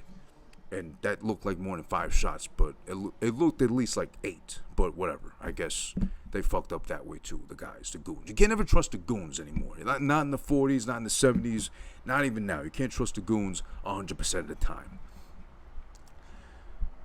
Let's see. So now you cut back to all the Corleone boys, plus Tessio, plus Clemenza, I believe. The big fat meatball looking one. All gathered up at the house. Sonny as the impromptu Don, since the Don is actually like out, you know, down for the count presumably, to see what to do, how to approach this any further, and that's that, pretty much. It's almost 1946 and no one wants bloodshed anymore, says Tom, because he's making sense. Just had war, why we go to war even amongst the families, proverbially speaking of course, but no one wants that kind of mess on their hands. Why make this more messy than it is? But of course, Sonny wants revenge. Now they're just plotting to see how to get somewhat kind of revenge without going full-blown revenge like Sonny would, because of course, hothead, Kanye mentality too. Gonna get out of fucking hand. Also, I don't know if... I haven't seen enough Robert Duvall movies to know or better judge. I'm gonna take a wild stab in the dark and say this part right here where they're talking amongst themselves is the clearest Robert Duvall has ever spoken on film without going, yeah, after every fucking phrase or sentence of his, or sounding like, I don't know, Chicago in New York, or what he's saying, like, yeah, basically, we gotta fucking settle this thing with the goddamn families, you fuck, yeah. Or how, if you ever heard Robert Duvall talk outside of, like, a movies, he talks a lot like that. It's so funny, but it's so cool, too, at the same time, but this is the one part in the whole movie, and I think his whole career, he spoke and delivered his lines clearly. It's almost 1946. Nobody wants bloodshed anymore. Meanwhile, Sonny, as the impromptu Don, or the head of the family now, kind of like Roman Reigns, head of the table. He's given Mikey, the one that's the good boy, went to the army, the one that Dad purposely left out of the dirty deeds being done by the older boys, gives him like the minor task to do. He's putting him on phone assignment to call Luca Brasi and try to reach him over the fucking phone like he's a child. Initially, he does want to fucking get him involved and be like, yeah, gather some guys, go here, go there. Tom has to talk him out of it and be like, let's leave Mikey out of it. He's not built like that. Then he's like, okay, fine. Mikey, you handle the fucking phone and you keep calling the shit out of Luca Brasi until he picks up, goddammit. It's 1946, but we gotta reach him eventually somehow. And then at the same time, when he's delivering that task to Mikey, and Mikey's trying to do his best as far as like dial with the, you know, the, what do you call those, the rotary, the round one where you gotta like hook the one, let's just say we're dialing 212, 2, 1, da da da da da da da da, 2, da da da da da da da da. So we gotta dial that all night. That alone takes like a minute for every fucking time you try to call somebody. But they get a delivery as far as one of the more popular terms used from the movie in real life, regularly too, whatever, and it is cool, it's iconic. Sleeping with the fishes. I forget who it was, but I think it might have been Tezio. Yeah, I think Tezio came by and dropped it off for Sonny in his lap. A package left for him especially, which is literally just Luca Brasi's body armor, his fucking bulletproof vest, wrapped over a dead fish. In which Clemenza tells him, hey, that's an old Sicilian way of saying he's sleeping with the fishes. Luca Brasi, contract terminated, basically. So now they know Luca Brasi's done for. So now they're really in shit because their main fucking guard dog, got obliterated pretty much. Got taken out like fucking yesterday's trash. So he's out of there. And the funny part, every time I see this fucking part or make it to the part of the movie, I always laugh because as soon as he explains that's Sicilian for he's sleeping with the fishes, he's fucking dead. Mikey was like in the middle of fucking dialing the shit, like probably the last number to fucking complete the call and make it ring again for like 6 more times and see if Luca will pick up this time miraculously. He's got the phone in his hand like ready to fucking try to speak to somebody, then he just immediately hangs it up. Because like, oh well, I guess I don't gotta try to call him anymore. I'm done with that shit, fuck it. Because Paulie was the guy that usually drives the Don everywhere he needs to go, like the driver pretty much. Sonny's like, I need to fucking pin him as the rat, or we know he's the one that did it, who sold us out, so now we gotta fucking take him out. So he assigns Clemenza, and I forget who else, to fucking take a ride with him. Basically tell Paulie, oh, we need you to drive us this place, that place, whatever. We got to go to war. We got to go to the mattresses officially now with the rest of the families. It's over with. It's done. We got to fucking handle our biz because they came after our boss, basically, right? So they assign him that task, and they make him drive all around, point A, point B, whatever. Very iconic line and scene coming up here, too, as far as they take him out to, I don't know where it is, to be honest, but it's in plain sight of the Statue of Liberty in the background. It's a really nice looking place. I'd love to fucking do an episode from there because it looks like just different, just unique. It's like a field full of, oh, I forget what you call those things. Is it pussy willows? The really tall, like, not plants, but, well, plants because they're green, but like, I think it's pussy willows or something like that. It's whatever they're called, but like really tall field or something. The fat guy, Clemenza, tells him, hey, pull over because I gotta go take a piss. It's been long enough already too, this joyride. He steps out, he's taking his piss, he's got his back turned, whatever. The guy in the back seat, in the meanwhile, pop, pops Paulie through the fucking back of the head. He's dead. One of the more direct, swift kills. Only after Luca Brasi, of course. He got, like, literally straight up murdered his ass, is what the fucking Italians did. You'll see my point later on with the fucking deaths we'll later reference as far as we proceed is concerned. Paulie gets shot in the fucking head. He's left for dead. They gotta leave the car there, of course. Obviously, no evidence and shit, too. Iconic fucking line, which was supposedly improvised by Clemenza himself, the actor saying it. He's like, leave the gun, take the cannoli, because his fucking wife told him, whatever you're fucking doing, I don't care. Dirty deeds done dirt cheap. AC/DC with it too. It doesn't matter. Just make sure you come back with some cannoli. That's it. That's what drove him to fucking say. And of course, he's fucking so fat. So of course, he's going to worry about the food first. Evidence, body, where to dump it. What do we do with the car second? Leave the gun, take the cannoli. Improvise according to the actor and according to, I think, Coppola too himself, because they said, oh, that was a fucking genius line to use. Like, nope, I can't take credit. That was the fucking guy that improv it. So that was cool to fucking hear. It's always a funny line the way he delivers it. And the fact that, cannolis are fucking really good. I would fucking be upset about having to leave cannolis behind if, God forbid, they're going to be locked away in the same car where the dead body's at, too. I'd fucking worry about the cannolis. But, let's see. So now, because everyone's on lockdown, all the Corleones are at home base, literally, fucking waiting to make shit happen, plotting and planning to see what they can do to make shit happen in advance, as far as, like, they try to kill our father, so what do we do now? Mikey's one of them, too. He can't go nowhere with Kay. He can't see Kay. He's pretty much on lockdown as far as what do you do? Where am I going? Can I go anywhere anymore? Daddy, as far as Sonny's concerned, because he's the head of the fucking family now, impromptu. Kay calls him on the house phone to talk to him. You know, house phone, there's no other kind of phone that exists in the 40s.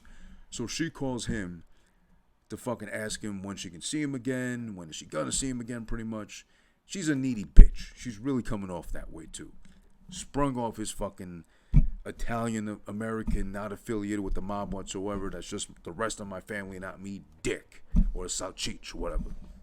So she's like all toxic, needy traits too. She's like, tell me you love me. Do you love me? Why won't you say it? Tell me you need me. Tell me you want me, whatever. He can't fucking say it because he's around his family or his boys, whatever, so he's embarrassed. So he hangs up saying, yeah, I'll see you, whatever. The fat guy cooking dinner for a bunch of men is making fun of him because, oh, why won't you tell your girl you fucking love her, you miss her, she's the meatball to your marinara or whatever too. It's funny, but she don't understand that he's not able to go out and about right now because even though the families presume he's a civilian, meaning he's not directly involved with the deeds of the father, he could be at risk if he's seen out and about too, just even minding his business. But still, he does make the plan to go out. He does go out and agrees to go see Kay at, I'm assuming, in a hotel room. It looked really fancy to be in an apartment. He's got to be accompanied, he's got to be tracked, he's got to be tailed, and he's uncomfortable while he's sitting there with Kay having dinner because, well, bitch, I'm on lockdown. You got me out here fucking risking my own life just because you needed to see me. You had to see me. As all frumpy, needy bitches get. You know, she's just displaying all her emotions, all her neediness onto fucking him and making him suffer and or potentially risking his fucking life, which is so tacky of her to do. At about exactly an hour and a minute into the movie, I like to call it a masterclass in movie making, which is the hospital scene. Because at this point now, of course, as we mentioned, the Don got shot up. He's in critical condition. He's, not dead, obviously, thank God. But he's got to be at the hospital. So now, Michael makes his way to the hospital after going to see Kay in the hotel room. Just to make sure everything's okay. The guards are there. They're doing their duty and shit too. So everything's okay. The way the tensions build up, the way everything's built up as far as, like I said, tension. The way it's shot, the music building and escalating, and kind of just riding the waves, playing smartly its way through the whole thing. As far as like, you gotta feel on your nerves, you gotta be on your toes, you gotta feel like something's not right here. The hospital itself too, it looks like just, I never want to fucking be there. It just looks like so haunted, creepy, whatever. Michael comes to the unpleasant surprise. There's no guards. There's no one that they hired there to look after his father. He's all alone in his room. The nurse pops in to say, there were people here, but we sent them away because there was just too many people here for your father. It was a distraction to the rest of the fucking patients. Michael says immediately, nope, I can't leave. Calls Sonny, lets him know what happened. No one there. Sonny sends some guys over. And he tells the nurse. He tells the fucking tiniest, skinniest nurse available, probably the only one there still in the hospital, you gotta help me move this bed of this gigantic man to somewhere else because someone's coming to kill him, and you gotta fucking do it now, bitch. Struggling through the hallway to fucking carry the bed and put it into another fucking room. He does eventually, and he's right, someone was there to come see his father like that he wasn't aware of, but it turns out it's fucking Enzo, one of the fucking bakers. One of the Baker boys come to see fucking Don Corleone with flowers, pay his respects, whatever, too. He's right. Eventually, someone did come to see him, but then he's also right. Some more people are coming to see him, well, specifically his dad, to come, off him once and for all. So he takes Enzo and he drags him outside to the front of the fucking hospital and says, all right, you're going to stand here, you're going to fucking look tough, hands in your pocket, and you're going to allude to having a weapon. And you're going to do it with me so we can fend off these guys coming to kill my dad, most likely, because he's at risk. He's in the hospital besides being at risk, too, in that sense. But he's also at risk of dying because they're going to come to fucking pop him in a hospital, as tacky as that sounds. They stand out front. They're looking as tough as they can, both of them. A car does pull up with some fucking individuals. They're looking out and about to see what's going on. Michael gets the bright idea of taking one of his hands out of his pockets and sticking it into his fucking coat, as he's gonna fucking pull out the strap and just start busting on them if they fucking even look at him funny, which works enough. They're scared enough, well, maybe not scared, but they're like, all right, he's got protection, we can't fucking do anything now. They flee, they run off. Odd part is now, it's over as far as keeping his dad safe, moved into another room. He tells his dad, reassures him, thinking he's in a coma, like, I'm here, Dad. I'm sorry no one was here, but I'm here for you. I'm going to take care of you. Everything's okay. I got you. Dad wakes up from his little fucking nap or whatever he had going on too, to, according to fucking Al Pacino, legit shed a tear and be happy that Mikey was there. I guess, if anything, he looks at Mikey like his little baby. That's why he tried so hard to like keep him out of the fucking business as best he could. But he's so happy to see that fucking Mikey took charge and Mikey's there of all his children, if anything, too. So, after they fucking pretend to look tough and they apparently scare away the fucking goons that came to off his dad, all of a sudden out of nowhere, the fucking police pull up. Like, paddy wagons at the ass. They're coming in to fucking see what's going on. Probably somebody called in and reported the shit, whatever, too. Someone snitched. The fucking head police captain there, McCluskey, he's apparently got it out for fucking Michael. I was a little confused, but I think someone would have put him up to it, because someone does mention, when the captain of the cops says, take him in, he's a piece of shit, whatever. I want no one out here in front. I called off all the fucking people out here in front because they were fucking violating my terms and shit. He wants him arrested. One of the guys says to him, he's a fucking war hero. You can't do that to him. He's a good kid. He's done nothing. He still says arrest him. Michael says, of course, alluding to, you're so corrupt, you overgrown, scrawny-looking Irish fuck. You're on someone's payroll. I know you're getting paid by them to fucking do this shit to me. How dare you? And the captain proceeds to go fucking slug Michael in the mouth, breaks his fucking jaw because of it. Which he immediately regrets, because then the fucking Tom and the other fucking Corleone guys come through. I'm the legal representative of fucking Michael and the family too. I've got armed detectives here ready to protect my father at all times. They're, licensed to bear arms too. And you're gonna fucking see from me as far as you putting your hands on Mikey, goddammit, you asshole. Piece of shit. So then that happens. They go back home. We cut back to everybody gathered around. Tom, Sonny, and Mikey. And Fredo was there? Fredo might have been there, I would think. But then again, he was so dumb they might have kept him out of that shit. Who knows? But they're sitting around and they're trying to figure out, okay, now we got the Tatalias. Now we got Solozzo. But now we also got the crooked ass cop who fucking punched out Mikey to deal with. And how do we deal with it too? This is another example of the camera work just taking over, being that fucking genius, that beautifully done, to show character development and to really play along with the viewer as far as, you need to pay attention to this thing we're doing here. We're panning in slowly on the guy as he slowly starts to show his true colors, because up until now Mike is a good kid, he's level-headed too. He really showed how smart he is and how bright he was in the hospital too, knowing to transfer his father elsewhere to protect him. But now he's starting to delve a little bit into the dark side, with the camera confirming that's happening right now. Because as they're all trying to brainstorm and think what to do, Mikey's the one coming up with the actual plan that might actually work. As far as Solozzo and McCluskey are proposing to meet with Mikey to apologize for what happened. But Mikey's the one that says, okay, let them meet with him. Let them meet with me. Neutral place, whatever. And let me fucking kill him, basically. As the camera's panning in on him fucking going deeper into what the fuck he never expected to hear out of his own mouth, better yet said. You can also see here, after getting punched in the mouth by McCluskey, Al Pacino legitimately, as per the story, and I did see clearly here, he had something holding his fucking teeth together like that, had his jaw wired shut to really sell the point of his fucking mouth is broken. He's angry about it, but to really force himself to act like, well, what would it be like to be a recipient of a broken jaw and have to fucking talk and elaborate too after the fact as well.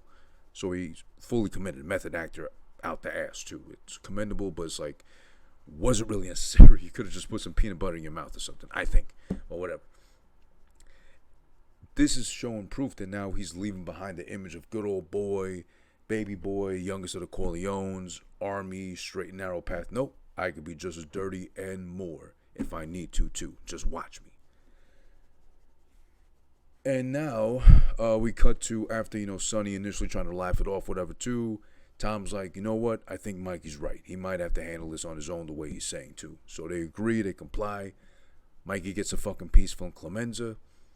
And he gets a lecture on how to fucking do everything as far as, you come out fucking blasting when you do.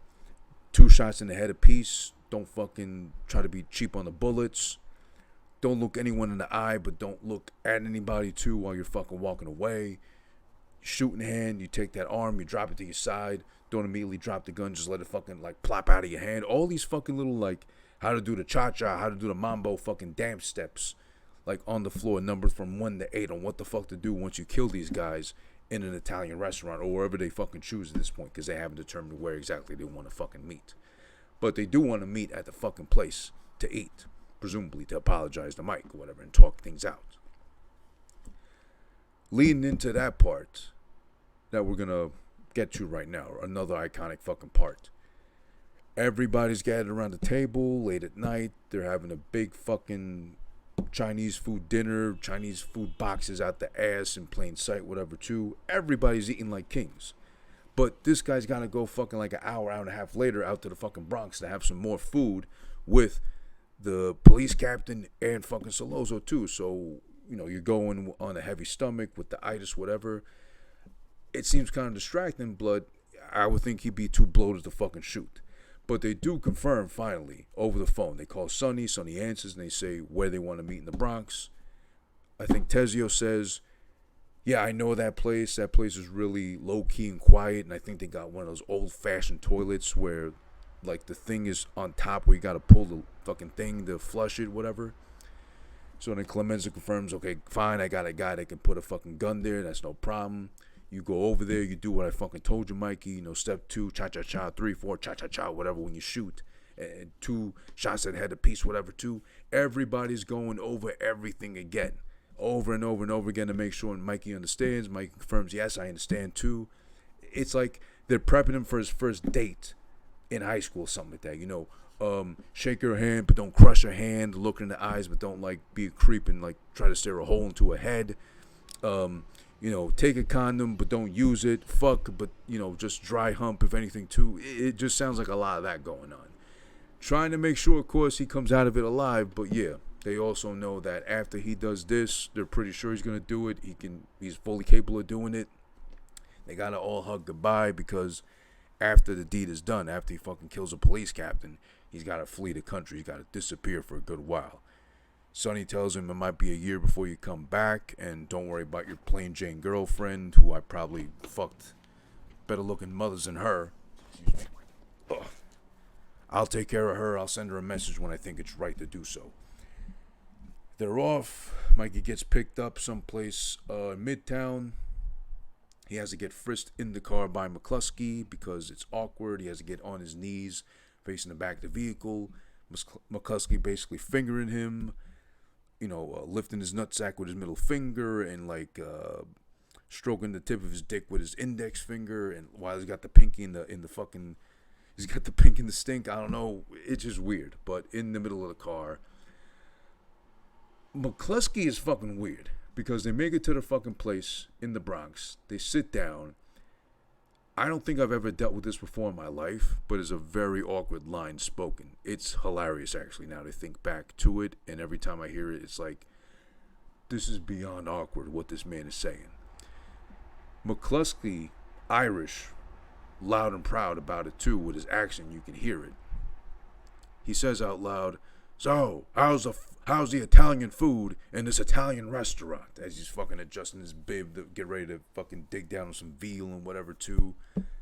So Solozzo makes no fucking thing about it. He's like, oh, best Italian food in the city, try the fucking veal.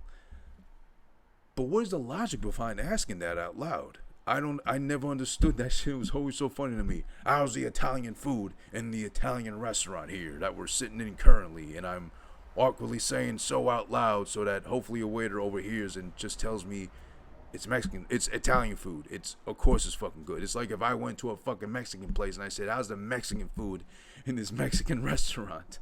How's the tacos at this taco stand? It kind of makes sense. Because it could be something like where nowadays you get a lot of fucking like Italian restaurants, but the chefs are all Mexican. I understand that. But it is still kind of awkward to ask out loud. Like, how's the Chinese food in this Chinese buffet? Which could be weird because different places will get different quality Chinese food that does exist. But, you know, I'm a fat ass. Of course, I tried plenty of Chinese food places. What do I know? But he's weird overall. Very, like, I don't know, awkward or whatever you want to call it. Solozzo actually shows how rude, and this would be a big no-no in the pandemic. No, the Kimimba Tumble. Absolutely not. During now or ever again now, considering we're hopefully, I think, finally leaving this pandemic behind us. The wine gets served, and Solozzo grabs the wine glass from the rim, like palms it, clamps it open like the what do you call those things? The little slot machines they got the clamp arm to like grab the stuffed dolls that you never win anyway at the vending machines. Clamps it down and gives it to Michael that way with his fucking dirty, sweaty pinky ring and fucking probably just scratched his nuts or scratched his head or whatever. Just did that. That was very whatever. And on top of that too, on top of handing him off a glass of wine from the rim, dirty hands and all, forces him to speak Sicilian, which according to wherever you read on the internet or doing research about the movie, apparently he initially spoke Sicilian way too fast, Solozzo, that they couldn't translate it for a while, but then eventually somebody did, and basically it's him saying like in Sicilian. And he does ask permission from fucking McCluskey, like to be like, I'm going to talk to Mike in Italian. He says, go ahead. And he does, basically saying, you know, your dad is an old man. He thinks backwards. He's old-fashioned. He's never going to fucking agree with what I had to do. So I did what I had to do. I had to get him hit. Hopefully you can see past this, and hopefully we could be good too besides this happening. This is why I wanted to talk to you, because you're the youngest, and you're also the most level-headed, besides Tom, besides who doesn't count as family, and besides Sonny, who obviously is just a fucking hothead. He's going to lose it if he even like saw me on sight, whatever. So Mike says in response to him, okay, whatever, but I want no more attempts on my father. That's my only fucking deal and what I'm asking for, basically in return. Before he says, you know what, I gotta go to the bathroom. Because that is part of the strategy they worked on. He says, Clemenza tells him, hey, you tell him I gotta go to the bathroom, you ask for permission, that's when we're gonna have the piece planted for you. You go ahead and come out blasting. Boom. So he says, I gotta go to the bathroom. Solozzo, even though McCluskey is weird, he knows how to do his job, did frisk him in the car already, stops him as he walks to the bathroom by the waist, like right above his cock. Like, take it easy there, you're stopping my cock pretty much right now. Pats him real close on the inner thighs to make sure whatever. McCluskey jumps in saying, I checked already, he's clean. I don't know, Solozzo wanted to see for himself what Mikey was backing, I don't know, but he does make it to the bathroom. Mikey's in the fucking bathroom. He's looking right behind the fucking old toilet tank, whatever, to find the gun. He finds it, and he's kind of like debating. He's kind of like, I'm really about to do this. That's definitely the vibes he was giving off. I'm really about to do this shit right now. So he does it. He grabs the piece. Unaccording to plan, he steps outside the bathroom. He doesn't come out blasting. He makes his way right back to the table. Sits right back down. Can't commit to it. Looks like he's got cold feet at the worst possible moment, but whatever. Okay. Doesn't come out blasting like I just said. He's hearing out Solozzo talk some more shit in Italian, whatever he's fucking saying too. Sicilian, excuse me. But oddly enough, Mikey instead chose to wait for the overhead train to pass by to make enough noise where he shoots somebody, it won't be so loud. And I guess that's what he was waiting for after all, surprisingly enough.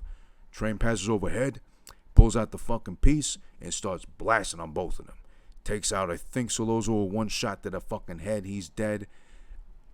we get, if not the funniest or most awkward deaths in a movie scene, it's top 5. It's gotta be.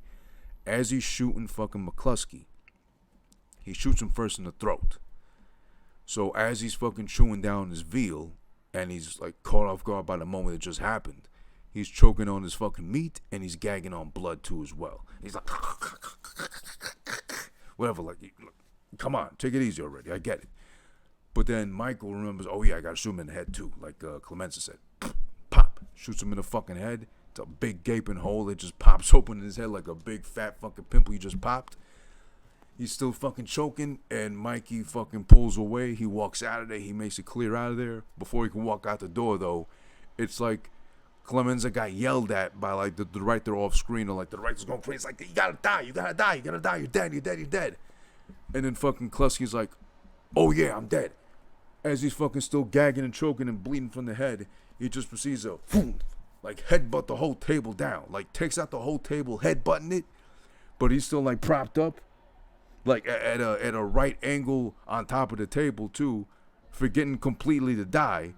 And then as Mikey finally makes his way out of the fucking restaurant and he leaves, then McCluskey remembers to do like a whole flop with his body, and the rest of him just passes out too, right after. Like, it's the most awkward, one of the worst death scenes ever, just because of how stupid it looks and pathetic it was. Like, I don't know, on purpose, or I don't know what happened, honestly. I just think, like, he was too busy gagging and trying to be dramatic with the gagging, getting shot in the throat. It's like he forgot he got shot in the head, so he's supposed to be dead. And then the guy was just, like, signaling off screen, you're fucking dead. You gotta die. You gotta die. And it's like, oh, yeah, bomb. And just headbutts through the table. It's so weird to watch, but it's always so funny, too, to watch it as well. But, of course, with that happening now, Mikey is officially a wanted man. Well, not him, but they're looking to see who the fuck shot a cop, killed him dead, along with Solozzo, who doesn't really matter in this case. More like, oh shit, someone killed a fucking police captain. We gotta find his ass now, who it was. Mikey's on the run, and he gets sent off to the fucking motherland. And where Don Corleone used to call home, in Corleone, Italy, or Sicily, excuse me. So now Mikey just killed McCluskey and Solozzo. So he is on the run. No one knows it's him exactly, so he's scurried out to Italy. As also, Don Corleone, Vito, makes his way home from the hospital finally to spend time with the family, so he's not stuck in the fucking hospital like a schmuck, you know? Been long enough. As everybody's getting ready and prepped to like really be happy about, the Don's home, he's in safe hands now at least, and everybody's prepping, of course, for every occasion possible. There's always got to be like tons and tons of fucking food. Connie, I forget what she says to Carlo, her husband. Probably, get ready to eat. We're gonna fucking make your favorite, whatever, too. He's basically telling her, like, shut up and set the table. So we get the very first glimpse of him being a dick towards Connie, which we will see is very much a common theme later on. So, with that, the Don, when he first got home, he's like awake. He's getting greeted by all the grandkids, all the kids, whatever, too, family members and whatnot. He takes a little nap. He wakes back up afterwards to hear all the fucking business going on as far as, like, Sonny is a Don doing terrible, like getting everybody in trouble and fucking practically killed and whatnot. So he's hearing everything that's going on, and he asks in a very, like, concerned whisper, "Where's Michael? Where's Michael? Where's Michael?" If you couldn't hear me, by the way. Tom has to break the news to him that Michael was the one that killed McCluskey. And you can see that Don Vito, he doesn't want to fucking hear it. He can't even fathom the thought that Mikey, of all people, did it. He just fucking brushes them all off. He wants to be alone with himself and just highly upset about, Mikey having to do the dirty deed himself. But that's what happened. They talk about it, and they agree that Fredo has to get sent out to Vegas because he's stupid enough here at home as is. Why not just get him out of our fucking sight so he can be stupid elsewhere, whatever. They're all at the dinner table after having cooked all the food and shit. The Don's upstairs, taking a nap and shit. I forget what happens Oh yeah, Sonny's at the head of the table by default. Mom's there, everybody's present there too.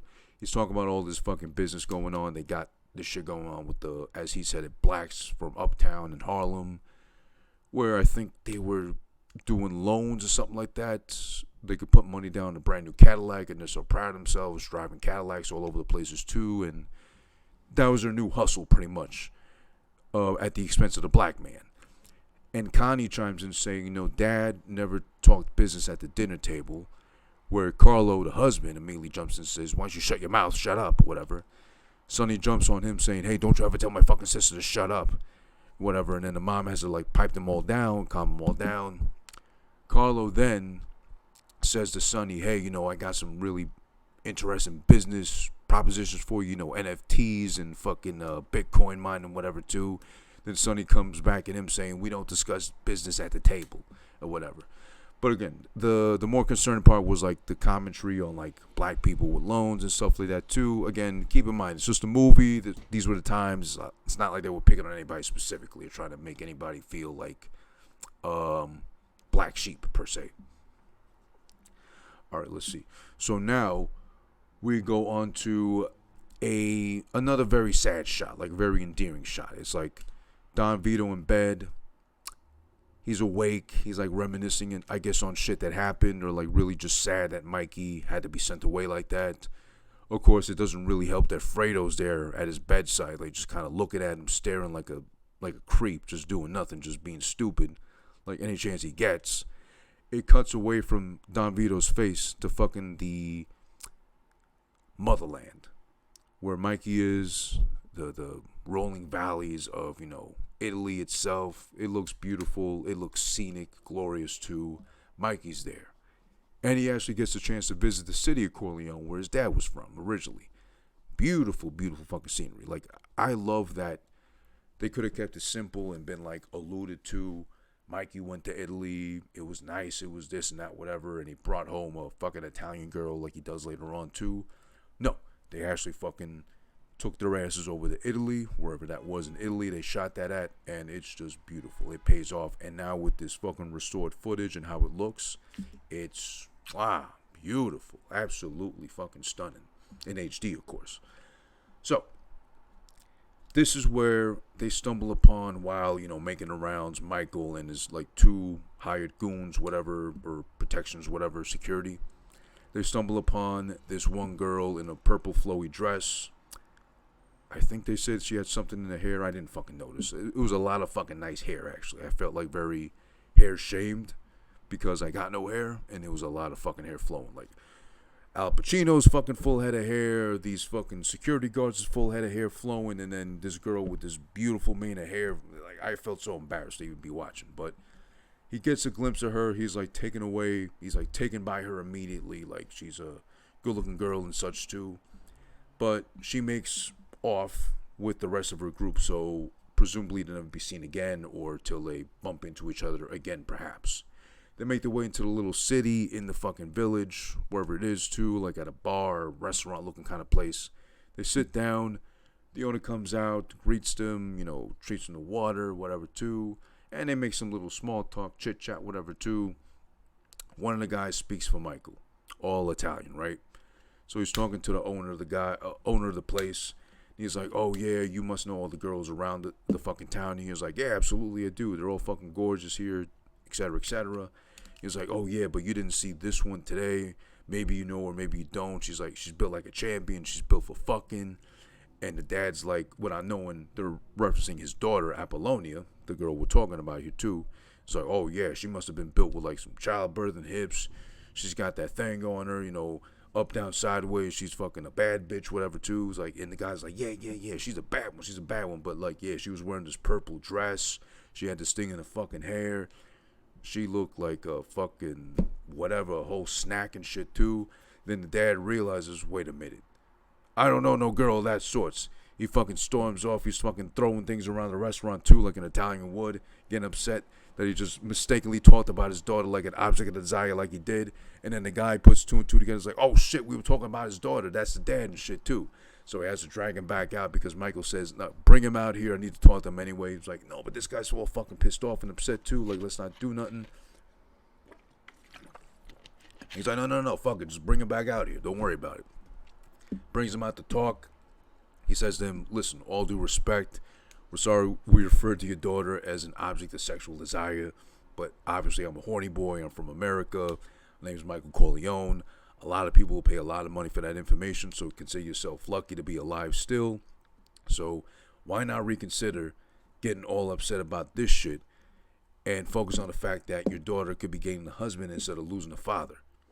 So Michael is horned up. Michael is a young guy. I get it. Fresh out the army, like deprived of pussy, presumably for like a couple of years, however long he served. He's got K. Well, no, he doesn't have K. He's away from K. No pun intended. For however many miles is in between them, and who knows how long he has to stay out there in Italy of all places, which ain't bad. I mean, no question, Sicily or wherever the fuck they was at got a ton of good-looking fucking women, especially like Apollonia. But he's so boned up just from one glance at Apollonia. The hair, the dress, the ass, the tits, whatever it was too. The fact that he hadn't had any too in a while, that's probably what drove him to fucking getting married like on sight. And you can't blame him. Young, pretty girl, why not too? But getting married like that. But then again, you might wonder, considering it's like the outskirts of Italy, tiny little fucking village, wherever it is in Italy too. That's the kind of girl who might be easy to get, but then not so easy because, well, you got the whole family present the whole time. I think it was Joe Pesci that shed, did he say it in real life or was it in Goodfellas when he tried to date an Italian girl as a Jewish guy, like, the whole family had to come out the first couple of dates to make sure she was safe the whole time before they can do anything? Or was that Henry Hill? I forget too, but I think it was from Goodfellas actually. But yeah, that same logic applies here as far as all the females possible in the family are following Apollonia like sheep to a herder on their fucking first date, strolling through the valley in the mountain. Apollonia proving she can't wear no fucking heels. She's like stumbling and fumbling all over the place, like rolling her ankles too, guaranteed. But all for the fact that, yeah, he's gonna fucking marry her ass like that, instantaneously. And it's so crazy. But it's just endearing, it's hilarious, but then again, holy shit, he forgot about fucking K. Cut back to the good old US of A. Sonny is pounding out some more pussy that ate his wife. For God's sakes. What's this movie all about? Where's the fucking morals in this film? At least for fucking Sonny, for God's sakes. But yeah, he's pounding out his old fucking skank on the side. After he's done nutting, he does remember, oh yeah, I gotta go see my sister. Goes to see Connie at home. I forget where she's fucking living, but I guess she's on the way wherever he's going. Checks on her. Oh shit, she's beat up. Black eye, bruises on the face too. He's pissed, of course. Who else is it gonna be but fucking Carlo? She didn't say, oh, I got jumped in the street by some guy. Like, no, she just stays quiet. As soon as she turns her face to him, he's upset. And she's like, no, I'm sorry. No, it was my fault. I provoked him. It was me. Please don't do anything, whatever too. Like that real, what's the term again? Battered wife mentality. Like it's their fault somehow, or the husband does love them only for the fact that they're beating her and not no one else. It's a really warped mentality, but, you know, not to make fun of, not to make light of. It's just, she's suffering from that for some reason, even though she's the daughter of, like, a guy that could have really plucked anyone out of Hollywood that she wanted like that and make them marry her, pretty much, or else. But, okay, she's really fucking mad. Well, no, she's really upset that Sonny's going to do something. And, of course, Sonny is going to do something. Sonny immediately fucking says, well, you know what? I'm not going to do nothing. Don't worry about it, too. Lies, of course, as he's good at doing, as I'm sure he does often to his wife. And he immediately chases after fucking the guy. He knows where to find him. In what is, well, we already had one of the top 5 worst death scenes, or most awkward-looking death scenes with fucking McCluskey. Now we move on to another fucking accomplishment of The Godfather, is one of the worst looking fights on film ever. This ain't top 10. This is top 5. Absolutely. I don't care how many fucking movies have been after the fact. This is a pretty bad one too. because Sonny does catch up to fucking Carlo in the street, chases after him, traps him when they put the garbage out for one of these apartment buildings and starts beating on him, presumably. But the angle they used for the fight to film it was a very poor choice. I don't know who they fucking had to fire afterwards too, I would think. But Sonny's throwing fucking punches at him where it's whizzing by the guy's face. He's clearly missing him, and on top of that, they did put sound effects to make it sound like more, impactful. Makes no sense. He doesn't know how to beat anybody up or pretend beat anybody up because he's missing him with every fucking punch. The guy goes down. At one point, Sonny's grabbing his fucking leg, like pulling his shoe off. Like that's going to do something so useful in the fight, in the streets of all fucking things. He fucking makes him wrap his hands around like, what do you call it? Like a railing right there on the fucking side of the building. And he bites the guy's finger on the railing too. Which I don't know what that's doing or why he would do that. But he just starts biting the guy's finger randomly into it too. Of course, the guy screams because it's annoying to fucking have that happen to you. God forbid you want that happening to you by a fucking stranger of all things in the street, in plain sight of everybody. But that's happening. Finally, he's able to kind of stumble his way out of that little predicament. He's making his way towards a fire hydrant. Literally, at some point, Sonny kicks him in the ass cheeks just to like put him down. He goes down. It's just very... I don't know how they fucking agreed on keeping this in the film and they didn't say, you know what, let's just reshoot the whole thing. Maybe because they had a fucking they busted a fire hydrant open and maybe that's why they didn't want to do it again for the sake of having to have the fire hydrant busted open again. Otherwise, I can't think of any other reason why they would keep this version of it in it. They could have shot it way better, different angle, make it look like the hits actually hit. And not look so pathetic. I'm sorry, but that's one of the fucking low points of this movie. I gotta be like, why would they keep this version of it in the movie of all things? But okay. Whatever. It's untouched. It's as is. It's a steady shot. There's no jump edit, no whatever. It's just, it looks so bad. I'm sorry. So now we cut back to Mikey back in the valley, ready with his fucking little Italian girl that he used to immediately forget about Kay with, which I don't blame him. Apollonia. It's Apollonia, then Kay. That's the proper order. Even if Apollonia ain't like so gorgeous herself, better than Kay. Kay was mid, I'm sorry. No offense to Diane Keaton, but yeah, mid at best. And I think Mikey knows that because besides him wanting to marry Apollonia immediately, maybe it was just his way of like, get it out of the way, make everybody happy as far as like, okay, I married the bitch. Now we get the fucker. I would think that's it because genuinely fall in love that quick, if he was supposedly in love with Kay like that, maybe. But I think, honestly, it's more him thinking with the wrong head as far as just wanting to get some and get it over with and have some steady, pretty countryside pussy to deal with while he's got to be like hiding from the rest of the world, pretty much. But whatever.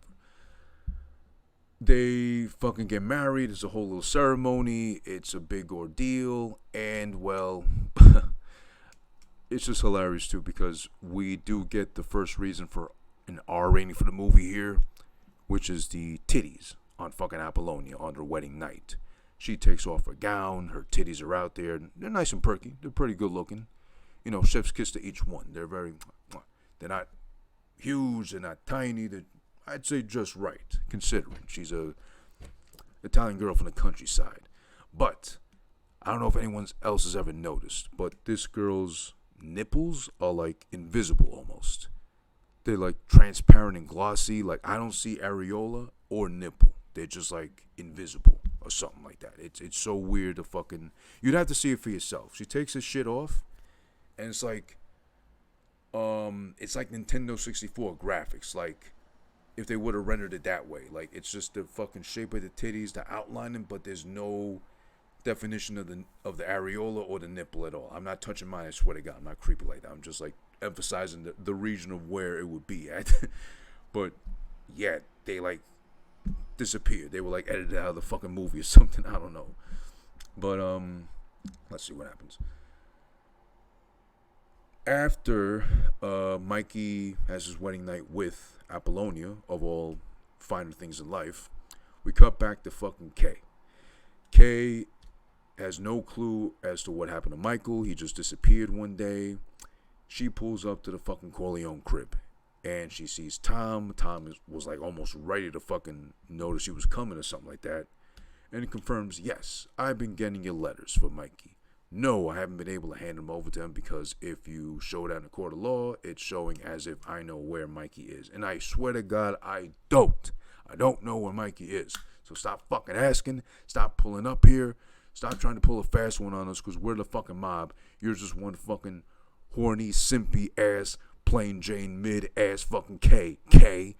You're not good enough for Mikey, if anything. My little baby bro. So what do you want from me? He wants you, maybe. He's too busy getting fucking bricked up out there with God knows who, and you're over here fucking still rubbing your twat thinking about Michael. What do you want me to do about it, kind of thing? And she really is fucking needy. I mean, I get it, they're in love, whatever, too, and she's only, like, trying to figure out why, what happened, where is he safe, whatever, too, but, you know, get it through your head. It's not meant to be right now. He told you, I don't know how long I gotta be gone for, so just fucking play the back. Sorry, we cut back to Connie on the phone, picking up a call that was made for fucking Carlo. It's a lady calling for Carlo. She's upset immediately, and she fucking hears that, oh my God, it's a fucking woman calling for him. Of course, he's fucking cheating on me again, so she starts wilding out. And she confronts him like, hey, why don't you call back one of your whores? She called right now, too. We don't have star 69. We don't have caller ID yet, but, you know which one called. You fucking dirty dog, you. Go fuck yourself. And she runs to the kitchen, starts throwing all the dishes. It's just a mess because, and I never understood this logic either, because she runs into her kitchen with her stuff and starts throwing the fucking dinner all over the place, starts knocking down dishes, starts fucking throwing glasses and ceramics and breaking mirrors and whatnot. Why are you breaking your own stuff because of him being a dirty dog? Why not just try to throw the shit at him at least? Which kind of delays things eventually because he gets so pissed off that he starts beating her ass and really starts whooping her. Like, takes off the belt, locks in the fucking bathroom, chases her into the bathroom and locks himself in the bathroom with her and just starts beating the shit out of her. We don't get to see it, of course, because the movie ain't like that. It's not trying to be toxic like that. Some parts, but it's alluded to that she gets like the beating of a lifetime. So then is when, as I mentioned earlier, forgive me, Connie calls up the home Corleone and says, hey, guess what? I got beat again. And guess who did it? Carlo. Again.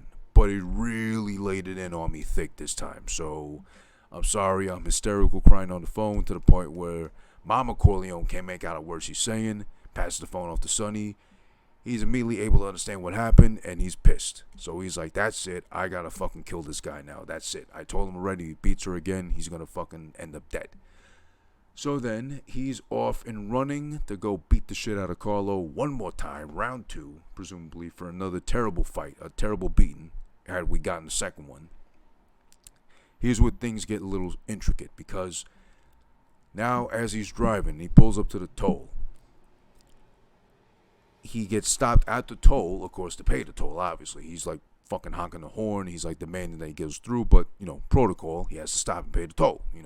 Be a tax-paying citizen, why don't you? Oh, yeah, you're the mob, you don't pay taxes, allegedly. But he stops.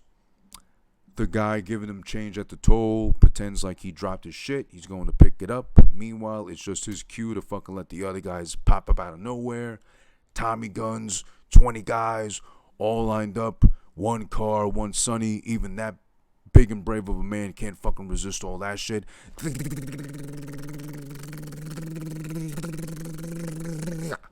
Getting shot the fuck up like 10 times more than 50 did in like the matter of 10 seconds or something like that. Tommy guns, all the bullets flying everywhere too. This scene supposedly cost $100,000 to make over the course of 3 days because it was, again, the 70s. They had to they had to use 127 packs of fake blood to give the illusion of this guy getting shot up by like 20 guys with machine guns practically. So when they shot his ass up good. As far as holes everywhere you can imagine on his fucking frame, except the face, of course, because they're not trying to be gruesome like that. But yeah, his fucking suits is like neck to toe, just fucking bullet holes and blood scattered all around. The funniest thing about this death scene is, this is why I said earlier, can no one fucking important to the story die normal? No, they have to die awkwardly or over dramatically to the sense where it doesn't make sense. But he's getting shot up. He's sitting in his car, right? They let off immediately. They're shooting him the fuck up. I don't know if they were going cheap on the bullets or what happened, but he's getting shot the fuck up as he's sitting in the driver's seat. I would think dead. Because there's like 20 guys shooting at you with machine guns. Those bullets are hitting everywhere possible on your frame and the car too. One of them had to hit your heart so you could fucking die sitting down in your driver's seat. No. He's getting shot by 20 different guys, 20 different machine guns, hundreds and hundreds of bullets per second. He's still able, Sonny, able to fucking open the door of the fucking thing. No, sorry, crawl to the passenger seat. Crawl there. Open the fucking door to the passenger seat. Get up. Stand up. Turn around to face the other guys that he had his back to that were shooting at him. Whatever. Oh, make sure you get my back too so it looks extra dramatic while I'm fucking dying. Meanwhile, he also is able to close the fucking passenger door of the car while he's getting shot up in the fucking back and doing like the Tony Montana Scarface dance too, and he's getting shot up at the end too. Whatever. Only to fucking finally drop dead after finally getting shot in the front all over again to match the back pattern, which is fucking hole on top of every stripe of his suit. Finally drops dead only to fucking have his foot plop on the car somehow, some way. One guy just pulls up again after already having like 400 bullet holes in him, shoots him a couple more times just to make sure he's dead, and then kicks him in the fucking face just to seal the deal. That's the end of Sonny. He's fucking dead at the toll booth. And I'm guessing just because he was so hot-headed when he left the house and Tom was concerned, trying to tell him to stop, tell me what you're doing at least too. They had a car following him the whole time, but that car was so fucking far behind and lost.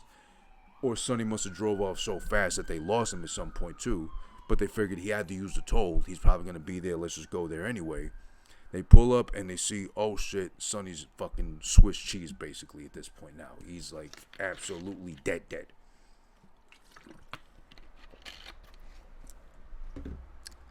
So then, Tom, unfortunately, is the only one left there since Mikey's not there and Fredo's too dumb to know like his head from his ass. Tom's the one that has to break the news to fucking Dad. Dad was sleeping apparently the whole time. He was napping when Tom got home. He's seeing the cars pulling in and out. Everybody's all concerned and frantic, but no one's saying nothing to him. So he asked Tom, okay, what happened? Tom had to have a drink first before telling him, hey, Sonny's dead. Sorry, kind of thing. Which is to the point now where the Don is upset and has had enough with all the fucking violence going on. And he's telling Tom to basically set up a meeting with all the fucking other heads of the family to be like, that's it, no more. My boy's dead. Nothing's bringing him back. In his head right now. Set up a meeting. We're going to end all this shit once and for all. I can't take this no more. Walks off. And it turns out, Mr. I Believe in America is of need right now. His services are needed. The Undertaker, Betty had said, in the Godfather Undertaker. Pull up on him. Tom has to call him up and say, hey, Don requires your services. Be ready. He's going to be there in a short while with a body for you to prep and do your Undertaker thing with. So they go to him. They bring the body of Sonny. He asks him kindly, listen, I need you to work your fucking magic to make my boy look presentable enough so that his mother doesn't have to see him the way he looks right now. And we get the iconic scene, the line afterwards too, in this scene, where it's very dramatic and very sad, of course. He's able to make it very convincing as he does in Marlon Brando. Don Vito looks down at his boy after saying, do what you can to make him look presentable at the funeral. He's saddened to have to fucking say, look at how they massacred my boy. Yeah, I did it terrible, I'm sorry, but that's what he did. That's the line he delivered, obviously, so yeah, that's that. And Sonny's fucking off, out of the way completely, unfortunately. Back to Italy with Apollonia's worst English or even worse driving skills. You could pick your poison as far as that's concerned, because Michael's in the car driving around with Apollonia, teaching her to fucking drive. There's like apparently another Don in that little village up in Italy that's directly connected to the fucking Corleones here. So he has to always update Mikey on what's going on. And he tells him, listen, I have bad news. Your brother Sonny's dead. And also, it's not safe for you here no more. Somebody found out you're here some way, somehow. So you got to go to this other little village I'm going to tell you to go to right now. You'll be safe over there, but you got to leave it now. As Apollonia's trying to fucking show off, driving skills, her terrible English too, well, he's got a lot on his plate right now. Alright, so then now we go over to the fact that, okay, Mikey's prepping to fucking go to the village as the guy told him to go to. Apollonia wants to surprise Mikey by pulling up to the house and I guess driving all the way there for him instead of Mikey having to do the driving. But now it's clear his boys, his security, 1 and 2, have been paid off or whatever happened to set him up. So it seems like they fucking dined him out as far as where Mikey could be found. One's not with the other. The other's acting real sketchy. Speaking to him in English all of a sudden. And as they set the fucking luggage in the back of the car that Apollonia's going to drive to pick Michael up with, both of them are scared. Both of them scurry away. Michael's like immediately able to pick up on that. Screams at Apollonia, Apollonia, don't! As she turns the ignition to the fucking car. It might have been her terrible driving or just her time to fucking die, or her even worse English. Kablooey. Car blows up. She's in it. She's fucking blown to smithereens. She's like fucking Ash Wednesday dust at best too now. Mikey lost his wife. Oh shit. He's got no woman in his life. I don't know if he's more concerned about the steady pussy or the fact that maybe he did love the girl, but who knows? Whatever. She's out of the fucking picture. R.I.P. Apollonia. God bless. We cut now to the Don Corleone, having a meeting with the rest of the heads of the family at an undisclosed location. But basically with the message to deliver as follows. Stop, stop, stop. Stop! Putin, stop! I don't know if you guys saw that viral video on Instagram or TikTok like this past week of the Asian guy. They keep joking about he ended the war with his fucking impassioned message of him basically yelling to the camera, stop, Putin, stop, bam, slamming the fuck out of his table, stop it, whatever. But basically he's coming in with that energy, Don Corleone. He's like, stop, enough, whoever killed my fucking son, I don't even want vengeance, I don't want revenge, but god damn it, I had enough. We can't be killing each other. It's not fair to any one of us here too. Me killing your son, me killing anybody else's son ain't gonna bring my son back, even if he was hot-tempered, even if he wasn't perfect. He was my son, goddammit, and he didn't deserve to die the way he did. Whatever, too. But, at the same time, this is the opportunity for the other fucking bosses of the families, especially Daddy Tatalia, who looks like a little greaseball, who looks like a little fucking persnickety fuck. Look like he's always had a fucking stick up his ass about Corleone. He's like, yeah, but you got all the politicians and the lawyers that we need to our advantage too in your back pocket, and you won't share. So how do you want us to act or cooperate if you're being selfish, pretty much? But they are able to all agree on, at least, as per Corleone, he makes it clear, I don't want to deal with fucking drugs. I can play fair. I can share my political connects and my lawyers. But if they know, and he explains finally, he elaborates why he said no to anyone. If they know that you guys are dealing with drugs, if it's only you guys pushing product, whatever, pushing P, whatever you want to call it. Even if I ain't doing it, or I'm paying my guys extra to not do that shit, they're not going to fuck with me no more, meaning they really ain't going to fuck with you anymore or at all ever. So my hands are tied. What do you want me to do? And then another fucking guy from another head of the family, some fat fuck, he just stands up and says, you know what?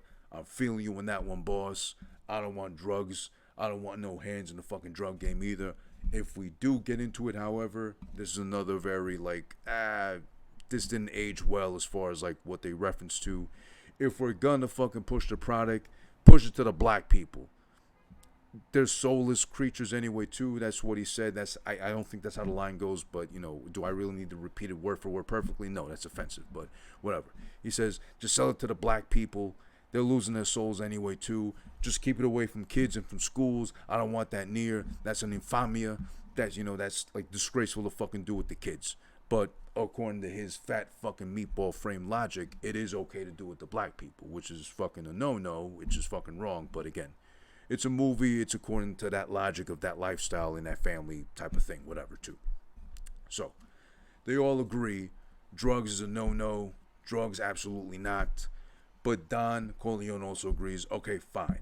I'll share who I know, who I got in my back pocket with you guys. We all gotta agree, however, this has gotta end now. I lost my boy. I'm never getting him back. What's done is done. So I can't deal with this shit no more. I'm already in enough pain. Can Tattaglia agree to that too? Or are we going to still have this fucking standoff between each other and look like we're ready to kiss more than we're ready to make up? Tattaglia agrees. He's like, whatever. We stop the war. Maybe Putin can learn something from that. Zelensky, whoever you want to fucking side with. I don't really care about the political shit. I'm not going to make it political either. I'm just saying as a joke. Now, when they come together at the head of the table to officially hug and kiss on the cheeks and make it like, okay, we're at peace now, everybody's good, now is proof positive. I didn't want to allude to it before. Now it's proof positive that, as they said or rumored, what's his name? I forgot it right now. Marlon Brando had like a piece of, like some dental implant placed into his mouth to kind of give him like a wide, stocky jaw. I think he said something like a bulldog, so he seems more imposing, more like, scary. But it also gave him that little speech bang thing he was doing the whole time. Because when he auditioned, he put a bunch of cotton balls in his mouth. They're gonna give the sound of Don Corleone. Because I forget who the name was of the gangster he was inspired by, like a doc he watched, but he got inspired by him to do like a soft, imposing whisper. And then also stuff his mouth with shit to sound more like, garbled. But he had that shit implanted. When he goes to hug fucking Tattaglia, you can see the side of his fucking face, and you can see some shit popping out of his fucking cheek, like he's doing tongue-in-cheek or something like that. So that was my proof positive. Okay, he actually did do something like that. He wasn't just like stuffing cotton as I thought the whole time through the movie. He actually put some shit in his mouth to like give off that sound, that image. So that was pretty cool to fucking learn. But yeah, at least now the families are cool. Everybody's at peace. No more fucking killing. No more blood, shed unnecessarily. But on the way back, Tom's in the car with Dad, Don Corleone. And they're talking over it too, but he's basically like, you know what? It's not Tattaglia. He's not that smart or smart enough to like pull some shit against me. It had to be Barzini. So look out for him. He's going to try to plot against us. He's like 100% sure of it. Like, he's going to be the one to try to do us in. So look out for his ass and make sure you keep tabs on him. He's going to try to strike first. We can't let him, basically, as he's telling Tom to, like, be forewarned. Now we cut back to after that whole fucking tense scene with the meeting of the fucking heads of the family.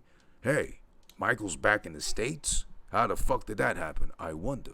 Oh, right, because at the fucking thing, the meeting with the fucking heads of the family, he's like, I got one son dead because of somebody hating on me, and I got the other one that killed a fucking cop that I don't know when I'll be able to bring him back into the country now because, of all the fucking intensity amongst us. So after they agree to, like, leave each other alone and be at peace, now it's a clear-cut sign they can bring Mikey back, which they do. And the first thing Mikey does, which is kind of toxic, I hate to fucking admit, even though he was always my favorite character in the whole trilogy. He shows his toxic side, not so much Sonny toxic, but Mikey toxic as far as changing. And he pulls up on fucking Kay, who presumably, it seems like, went on with her life, dedicated herself to being a teacher, some fucking kids. Pulls up on her at her fucking school, randomly. She's like taking the kids out for walks outside. There he is randomly in the car, stares at her like fucking nothing happened. And then they get to talking, and Mikey is a smooth talker. But then again, Kay is a fucking simp. So, was it really him smooth talking her, or was he really her more like fiending for that dick all over again and getting wet on sight? That's why she has those like bell-bottom big ass skirt she wears too. So like if she drips, no one notices. Smart, very clever. But he's able to fucking talk some sense into her, according to him, and be like, listen, the family business is going to be legitimate in about 5 years or so. Like I told you already, don't even worry about it. You'll be fucking uninvolved. I'll be uninvolved. I don't have to do any of my dad's dirty work. Believe me, that's not me, like I told you before. And also, listen, why don't you marry me already? You want to get married. You want to marry me. You've been desperate and fucking fiending over me. I guess I like it too. Let's go get married, get this shit over with, and shut the fuck up. Barely in the span of like 3 minutes already, she's convinced she's ready to fucking jump back in the bed with him. But for now, they jump back into the car with him too, and they fucking haul ass to go, make ends meet and shit. Makeup, kiss and makeup, better yet said. Fast forward now to Michael Corleone being the Don now. Well, not just yet. He's like the head of the family, the decision maker. And now Don Vito has been not demoted, but willingly took up the number 2 slot as far as his consigliere to Michael. And basically in the meeting with Clemenza and Tezio, says, we're going to move to Vegas. We're going to make the fucking family legitimate. You got to wait and sit on your fucking hands, the both of you, before you can branch off and make your own family in Brooklyn, as you keep fucking begging for. Once we move to Vegas, you go ahead and do what you gotta do, only after, though. And that's it. They try to ask fucking Don Vito, but Vito's like, nope, I'm consigliere now. I'm just a fucking goldfish feeder now, officially, for Mikey. Mikey's the boss. He says so. That's how it goes, basically. And with that also, Michael decides that Tom is no longer consigliere, as Dad obviously is that role now. But now he's been demoted to lawyer because he's not Sicilian. He's not a wartime consigliere. He don't got the balls to act like that, during wartime as they were going to mattresses, whatever. And says, okay, you're a lawyer. Carlo, the wife beater. Nobody assuming, anything went on, or at least Carlo thinking I'm in the clear, I guess. No one even thinks I'm beating my wife, or like I had fucking Sonny set up to get killed like that. Carlo is moving to Nevada to fucking help out the family in that sense too, becoming more responsible, active in the family. And Mikey then flies out to fucking Vegas afterwards too, after they discuss that. Fredo's been out there, and Fredo still proves that he can't do shit right, because upon greeting him, he's bringing him up with fucking like 5 bellboys carrying all his luggage. He brings him into the fucking presidential suite. He's got fucking, what do you call those girls? Cabaret girls. He's got like a band in the room playing for He's a Jolly Good Fella. All that shit too. Johnny Fontane is there, ready to fucking play some poker, spread some chips and all that too. Mikey's not having it. He's like, get these hoes, get these motherfuckers out of the fucking room. I'm tired. I'm here to do business, not have fun like your stupid ass clearly is. Too much of it, by the way, too. Fredo can't do nothing right.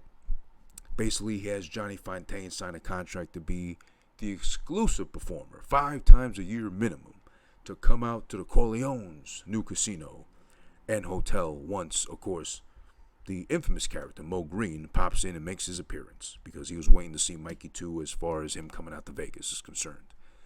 We get treated to Mo Green, who is a very memorable character as far as how funny he talks and how funny he is, period. And basically because he's got balls of steel to talk the way he does to Michael and talk about the Corleone family like he does. Michael comes to him straightforward and says, listen, how much is it going to cost to buy you out? Because you're unlucky. You don't bring in money, you lose money, you bleed money. So we need to take this shit over, and we need to go legit. So fuck you, name a price already.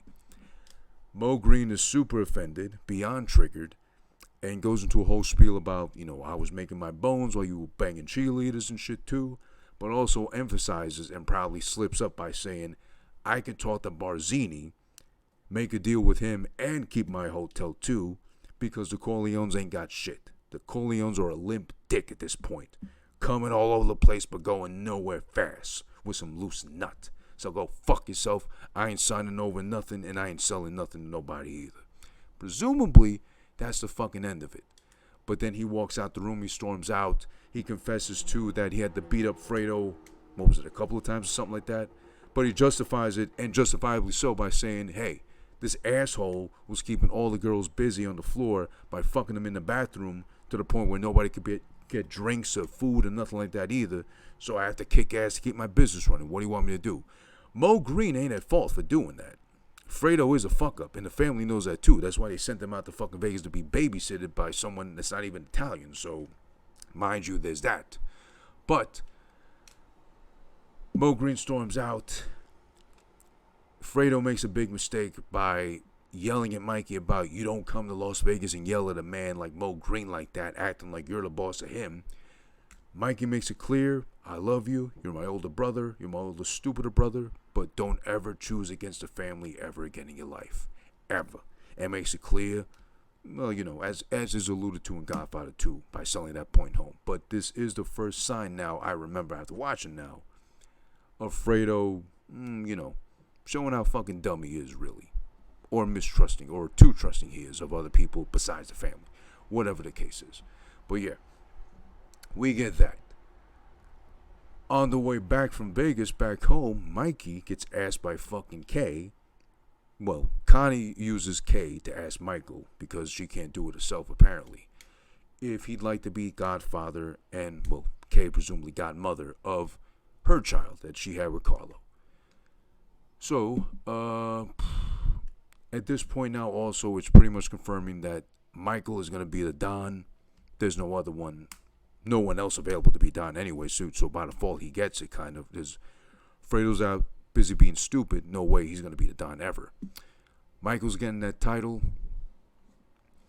And it's clear cut at the point too now where it's Don Vito and Mikey sitting in the back of the house, reminiscing, planning shit out, talking shit out too.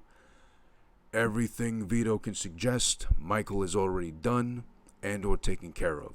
So he's already proven the point that he's been made to be the Don. It's not just like, I'm getting it by default, I'm going to fuck up as much as I want to just because I'm the Don. Nope. I'm too smart, I know my shit, and I'll take care of everything. Just trust me, I've taken care of it all. You think of it, I've already done it, pretty much. He does reminisce over the fact that Sonny was going to be fucking trouble the whole time or get everybody killed. Fredo was never an option because of, again, stupid. But he always wanted to keep, a very endearing part, he always wanted to keep Michael out of it completely. As the youngest one, the baby, the one that went to the army. Just because he felt like he fucked up by having Mikey get involved directly. He wanted Mikey to be the pure, clean one, the straight one. And of course we get the iconic line, Senator Corleone, Governor Corleone. Which Mikey chimes in with another peasant avant, another fucking peasant, another fucking cucker, schmucker, bum in office that has no real power besides fucking showing face and pretending that he gives a shit about people. Which he's right about, because as Don Corleone, Michael Corleone, he is the fucking boss of something to actually fear, instead of be like, yeah, he's a politician, I'll respect him because he's got nice white shiny teeth or something like that. But, yeah, now we go back to the fucking garden again the next day, I'm presuming. Vito's in the garden with his grandson Anthony, Michael's child, playing around, watering the plants, watering the tomatoes, eating some oranges, living a good life. But I guess as Don Vito alluded to with his combo with Mikey, he's like, I'm drinking more wine than ever. I don't know why all of a sudden too, but it makes sense. He's retired pretty much. He's like not the head of anything no more, so he has less to worry about pretty much. As he's in the garden with his grandson Anthony, playing around, he cuts up an orange. He takes some of the orange skin, places it in his teeth to make himself look like a monster. He makes Anthony cry. He's like, no, I'm sorry, it's just me. I'm just playing whatever too. They're chasing each other, they're playing around, they're spraying each other with the water. It's supposed to go to the fucking plants and whatnot too, so they're wasting water, which I'm sure, you know, what's that organization, WHO, they might be upset at seeing that, but whatever, they're just playing. He's starting to cough and hack a little bit, Don Vito. It seems like we're getting the early signs of, well, he's lived a long enough life, he's done enough too, dirty or not. He's old. He can't be doing much no more either, and after getting fucking sprayed up like that, his health must not be the best either also. Coughing, he's hacking, he's holding his chest, he's gripping it. He's looking to see where his heart is because he feels like it popped out of his chest. The child has no clue what's going on. And all of a sudden, he just fucking plops to the ground. He collapses. Don Vito's fucking passed out. He's dead. That's the end of the fucking Don. That's the end of the head of the family. Or at least the previous head of the family, because now it's Michael. That's the head of the family. The child doesn't know what's going on. He thinks fucking Don Vito's playing. Then he runs out to the fucking house to fucking probably tell somebody, like, grandpa's playing or something like that. Then they pull up on a dead body, and it's like, oh my God, Vito's dead. Which, sad to see. But it seems like even with everything he's done or had other people do under his command, it seems like he pretty much got off easy on that kind of death of just like dying in his garden, at least playing with his grandson too. Which, could be that. They cut now to the funeral of Don Vito Corleone, and it's like the president died, because there's people out the fucking ass lining up outside the funeral home in the cars and the fucking all these fancy Cadillacs and all that too. It's like not one person didn't fucking come to that thing. And, they're having the whole thing. I kind of found this odd. So when they got the fucking coffin there, and it's there for everybody to come pay their respects to, drop a rose off to as well. I don't know how you see this, but I felt it was kind of tacky. I get it's a movie, but I felt like it showed how much people really didn't love him, perhaps, or not everybody did, because when they passed by to drop the rose off, I would think you would like take the rose, put it on the coffin. Everybody that passes the fucking coffin takes the rose and tosses it onto the coffin. Like this, tosses. If you're watching the video, look, they take it, toss. They're like fucking lobbing it off like it's a softball or something like that, practically. I found it disrespectful. I get it's a movie, of course, it's not fucking for real. Or maybe there was something in the way of not letting people get close enough to the coffin. Maybe that's it too. And they had no choice but to fucking practically lob it like it was volleyball. Just toss it from a distance and hope it lands on the coffin. This is all going down as Mikey, of course, front and center, is watching over everybody possible, but more specifically over Barzini. To be like, he's here, he's showing face, but for what? And then, of course, Tom probably already told him at that point, Dad said, don't look out so much for Tattaglia, look out more for Barzini. He's the one to fucking keep, one, if not both eyes on too, literally, just to make sure whatever goes down, you know what's up before it does. And he's right. Because it turns out, of all people, what was it? No. The Don Vito said, whoever comes to you proposing business on behalf of Barzini is the one that's betraying you. Or the one that Barzini's using to betray you and set you up. Oddly enough, unfortunately enough, it's Tezio. With his big, gloomy, droopy face, he comes up to Michael, says, can I speak to you for a second?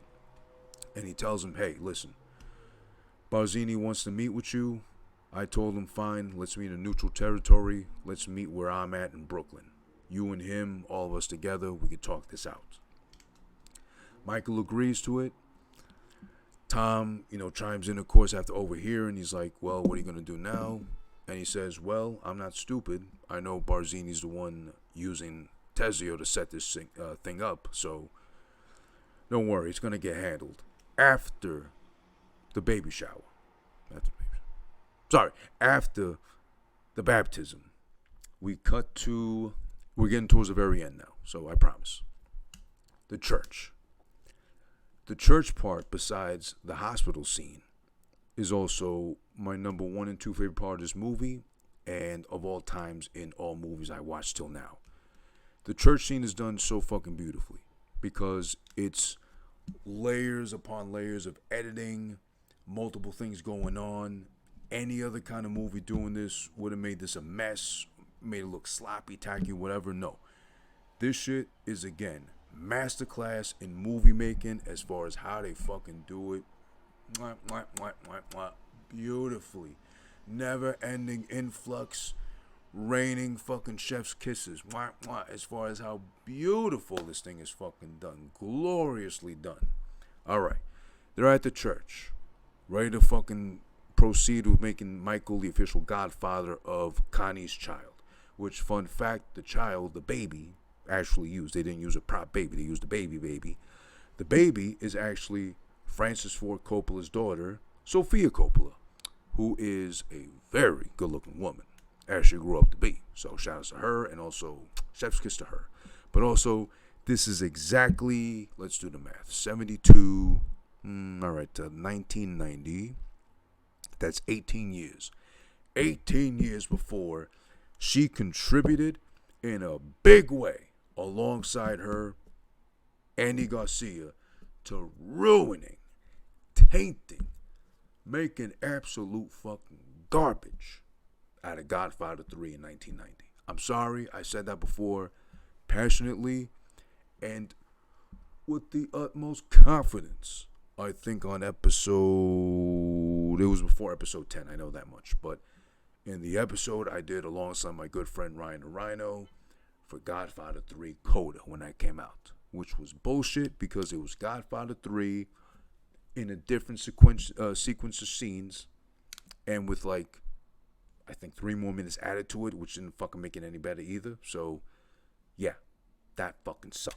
But the baby is Sofia Coppola, so we don't digress and go into Godfather 3 talk, because God forbid we talk about Godfather 3. We don't talk about that like we don't talk about fucking Bruno. Disgusting.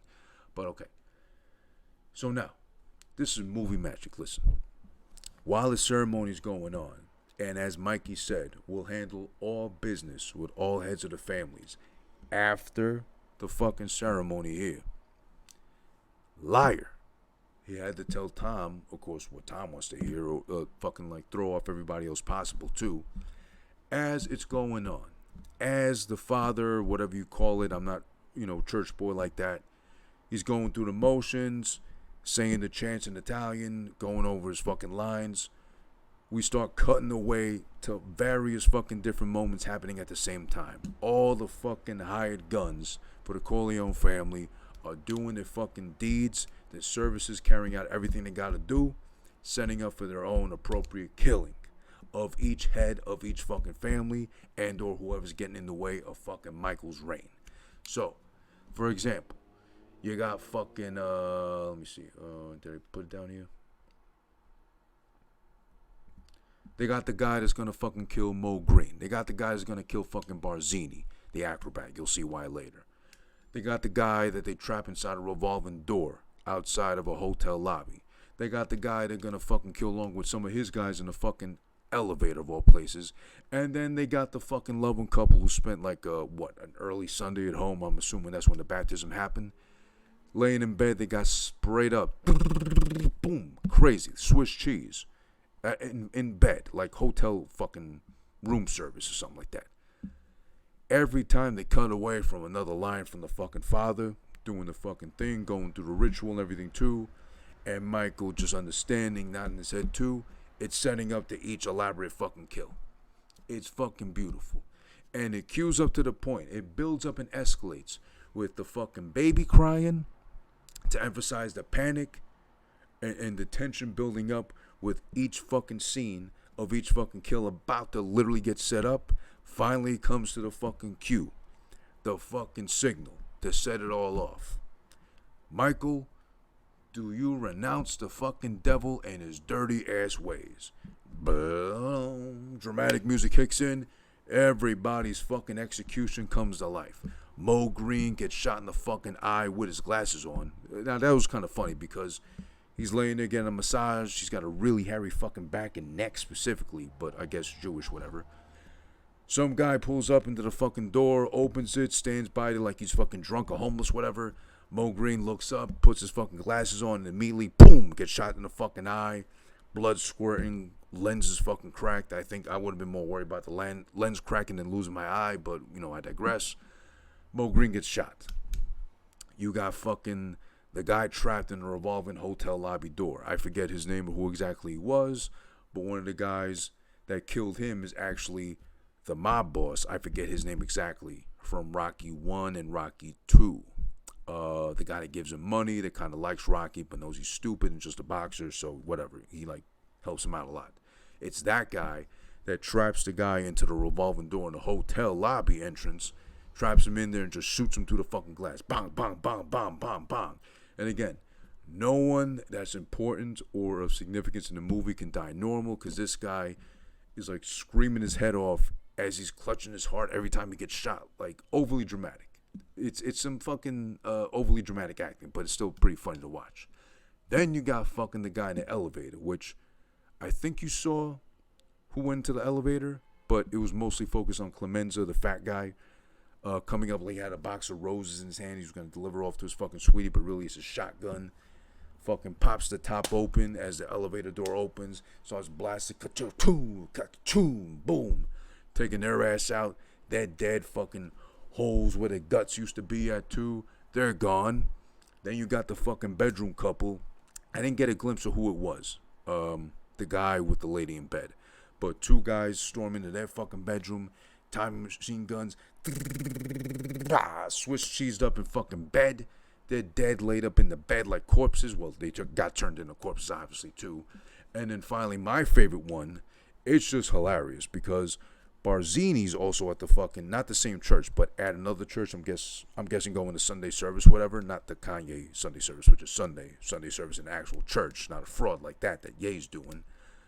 Coming up, one of the guys from Michael was actually dressed up as a cop who kept telling the fucking driver to get out of the car. Gets the driver out of the car. Barzini's other guy comes down seeing that, oh shit, why is my driver out of the car or whatever? Why is he getting harassed by the cop? We'll straighten that out now. As the cop turns around, again, it's one of Michael's guys undercover, playing, detective and shit. Turns around, starts blasting the driver, blasting this guy. Finally, as Barzini goes back upstairs to run back inside the church and hide under Jesus' mantle. Nope, this guy's like a fucking Call of Duty sniper, something like that. Picks him off with a tiny little pistol from like at the bottom of the stairs over at the top of the stairs. Boom, right through the back. Pow. Barzini's fucking caught. He turns around too to get shot in the front to make things even. He's probably got OCD, whatever. Gets shot again. Pang. And then he does the most over-dramatic fall from the fucking top of the stairs down.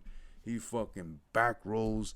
He does a handstand, prop himself up off the stairs, all the way back down to the fucking stairs while he's dead, meanwhile. So he's like a dead acrobatic, literally. That's amazing. He must be part Chinese because the acrobatics he was pulling off was amazing. Like gymnastic, Olympic gymnast level fucking acrobatic stylings. But whatever. You get that. The kills are all confirmed. Everyone's fucking dead. That's it. They're fucking leaving the church.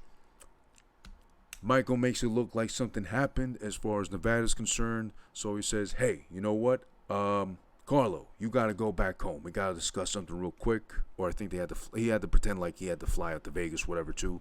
So he's telling Carlo, hey, get back home, get a bag, whatever, too. We're heading out. Fools him into thinking that shit. Tezio's back at the fucking Corleone estate. He's waiting to meet with Barzini, with Michael in hand, as fucking scheduled. But he's fooled into what he thought would have been his elaborate plan to have Mikey popped. Nope. Everybody was up on that already. They call his bluff. And they fucking pull out on him saying, sorry, Silvio, Tezio, whatever. You're done for. We caught on to you. So now, you know what's got to happen now. He looks at Tom and says, hey, can you do me a favor one last time at least? Somehow, some way. Tom's like, not this time, Silvio. And we don't get to see him get killed, but he's in a car full of like 5-6 other guys ready to kill him, tear him apart basically. So we can only imagine how his death went. But then now we cut the fucking Carlo at home sitting, antsy, nervous at the phone, panicking, sweating.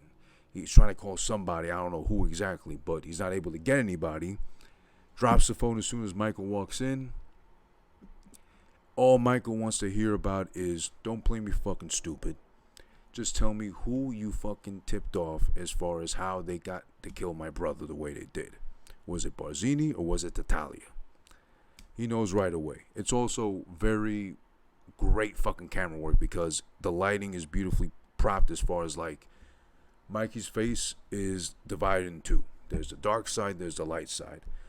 The one we get to see clearly, obviously, is the light side. But it's the light side he uses to talk to fucking Carlo and convince him to fucking give up the deets and act like we're not going to kill you. We're just going to cut you loose from the family. You're getting sent back to Nevada. Here's your fucking plane ticket. You leave my fucking sister alone. You're done with the family. You go live out fucking Nevada, whatever you got to do there. That's it. You're done. Instead of actually killing, which probably hurts him most according to like their logic. Convinces him that that's the only thing that's gonna fucking happen. But as fucking Carlos told to go outside, the car's waiting to go to the airport, whatever. Too, of course, another setup because he's told to sit in the passenger seat. One of the guys greets him from the back. Hello, Carlo. He's all whatever. Just hopefully you're not too fat. You don't want me to move my seat up, so I'm like cramped in the front. You got enough leg room, whatever. And then immediately, guy behind Carlo pulls out the wire and starts fucking choking the shit out of him. It's a really intense scene because it looks like he might have actually been choking. I don't know, but he's kicking the shit out of the fucking front windshield. He puts holes through it. He's like really trying to fight it off, but of course, the guy in the back's like, too dense, too fucking low with a center of gravity. So he's able to yoink on his fucking neck, and he's fucking done with as fucking Michael and Tom are able to look on from the outside in the front lawn. So they don't go far. Only until he's fucking dead is when the car finally fucking leaves. So he's done with. Afterwards, Connie comes storming back to the fucking Corleone estate to confront Michael about her husband getting fucking killed. Being all an elaborate ruse to be like, yeah, you're going to be the Godfather. This is wonderful. Everything's great between all of us too. But really you did it to fool everybody and kill him. And you wait until Dad died so that no one could tell you otherwise. Or no one could tell you no. She starts fucking cursing at him, spitting at him, like wishing he was dead, calling him a fucking murderer, a killer, a monster, a cold-hearted bastard, all this shit too. Yelling at Kay, this is what you married, a fucking monster, all that too. He's able to hug her. She's not getting consoled whatsoever, but he sends one of the guys to take her back up, get a doctor for her. She's hysterical, brushes her off, but he did the right thing accordingly because who needs to live with a fucking wife beater, right? He did her a solid if anything, but she can't see that right now. Now, finally, it's down to Kay and Mikey. In the room, Kay's like thrown off by having to hear that her husband now, the head of the family, killed the father of the child that he agreed to be Godfather for. So she starts wanting to ask him, and he warns her once, don't ask me about my business. She, of course, being needy as fuck as always, this goddamn K girl, mid-K at best. She's like, again, but Michael, I just need to know, no, don't ask me about my business. And then, of course, her not knowing the fucking line not to cross. Her not getting the fucking hint the first two times around. Not to ask about the fucking business. She has to start asking again. And, of course, we finally get that good old signature, overly passionate, but how could you not love it, Al Pacino, when she started asking him, but Michael, just tell me, please, enough! Slamming the table. I'm not going to slam my table, obviously, right now. I'm going to fucking bust the shit out of it. But that was a sturdy table he had going on back when they made furniture with real wood, by the way. But I'm just saying. He says, fine. You want to know about my fucking business? I'll tell you. Here's what you need to know. I'll let you ask me once. What do you want to know? And, of course, she's stupid. She immediately asks about whether or not he actually had Carlo killed.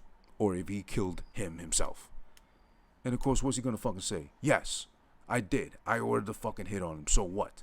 Just so she can fucking keep talking her ass off, her head off all goddamn day, and then he'll want to fucking join Carlo as far as killing himself is concerned? No. He's smart. That's why he's the Don now. And he says, no, I didn't do it. She's crazy. That's why also he didn't say nothing while Connie was barking at him the whole time, not to confirm at least that he did or didn't. He just said nothing. And just brushed her off as being hysterical. Kay's relieved because she's a dummy. She's an airhead. She's like, that's so wonderful. Thank God. I'll go make her some drinks. She steps out the fucking room in another piece of fucking just movie magic, just movie genius logic.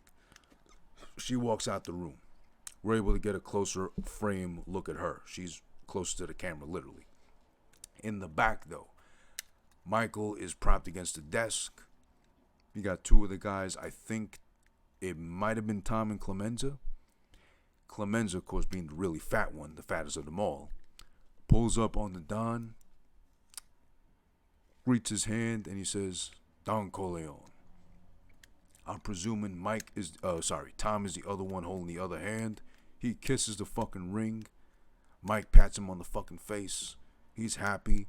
He's officially the Don now, the boss of the family. We got one of the guys fucking pulling the door. Sees Kay there. Greets her, little head nod politely.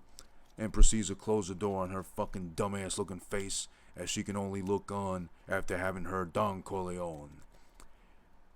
Presumably she's scared. She's like tensed up and thinking, wait, did he just lie to me? Probably.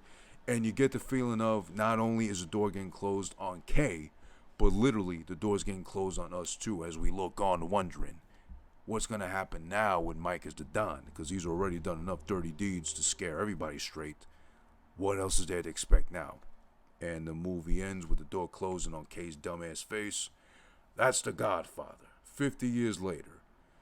Long ass recap review, I know, but this movie has so much going on and so much detail to pay attention to that it'd be disrespectful. I'd be a stunad. I'd be a desgraciad. I'd be committing infamia if I didn't fucking pay the proper respects to fucking The Godfather. 50 years later, done here live on twitch.tv/whothisis1, and or you're probably getting the edited version on youtube.com/whothisis1 as well. Also, the version made strictly for your ears. Available on every podcasting platform of your choice and or preference too.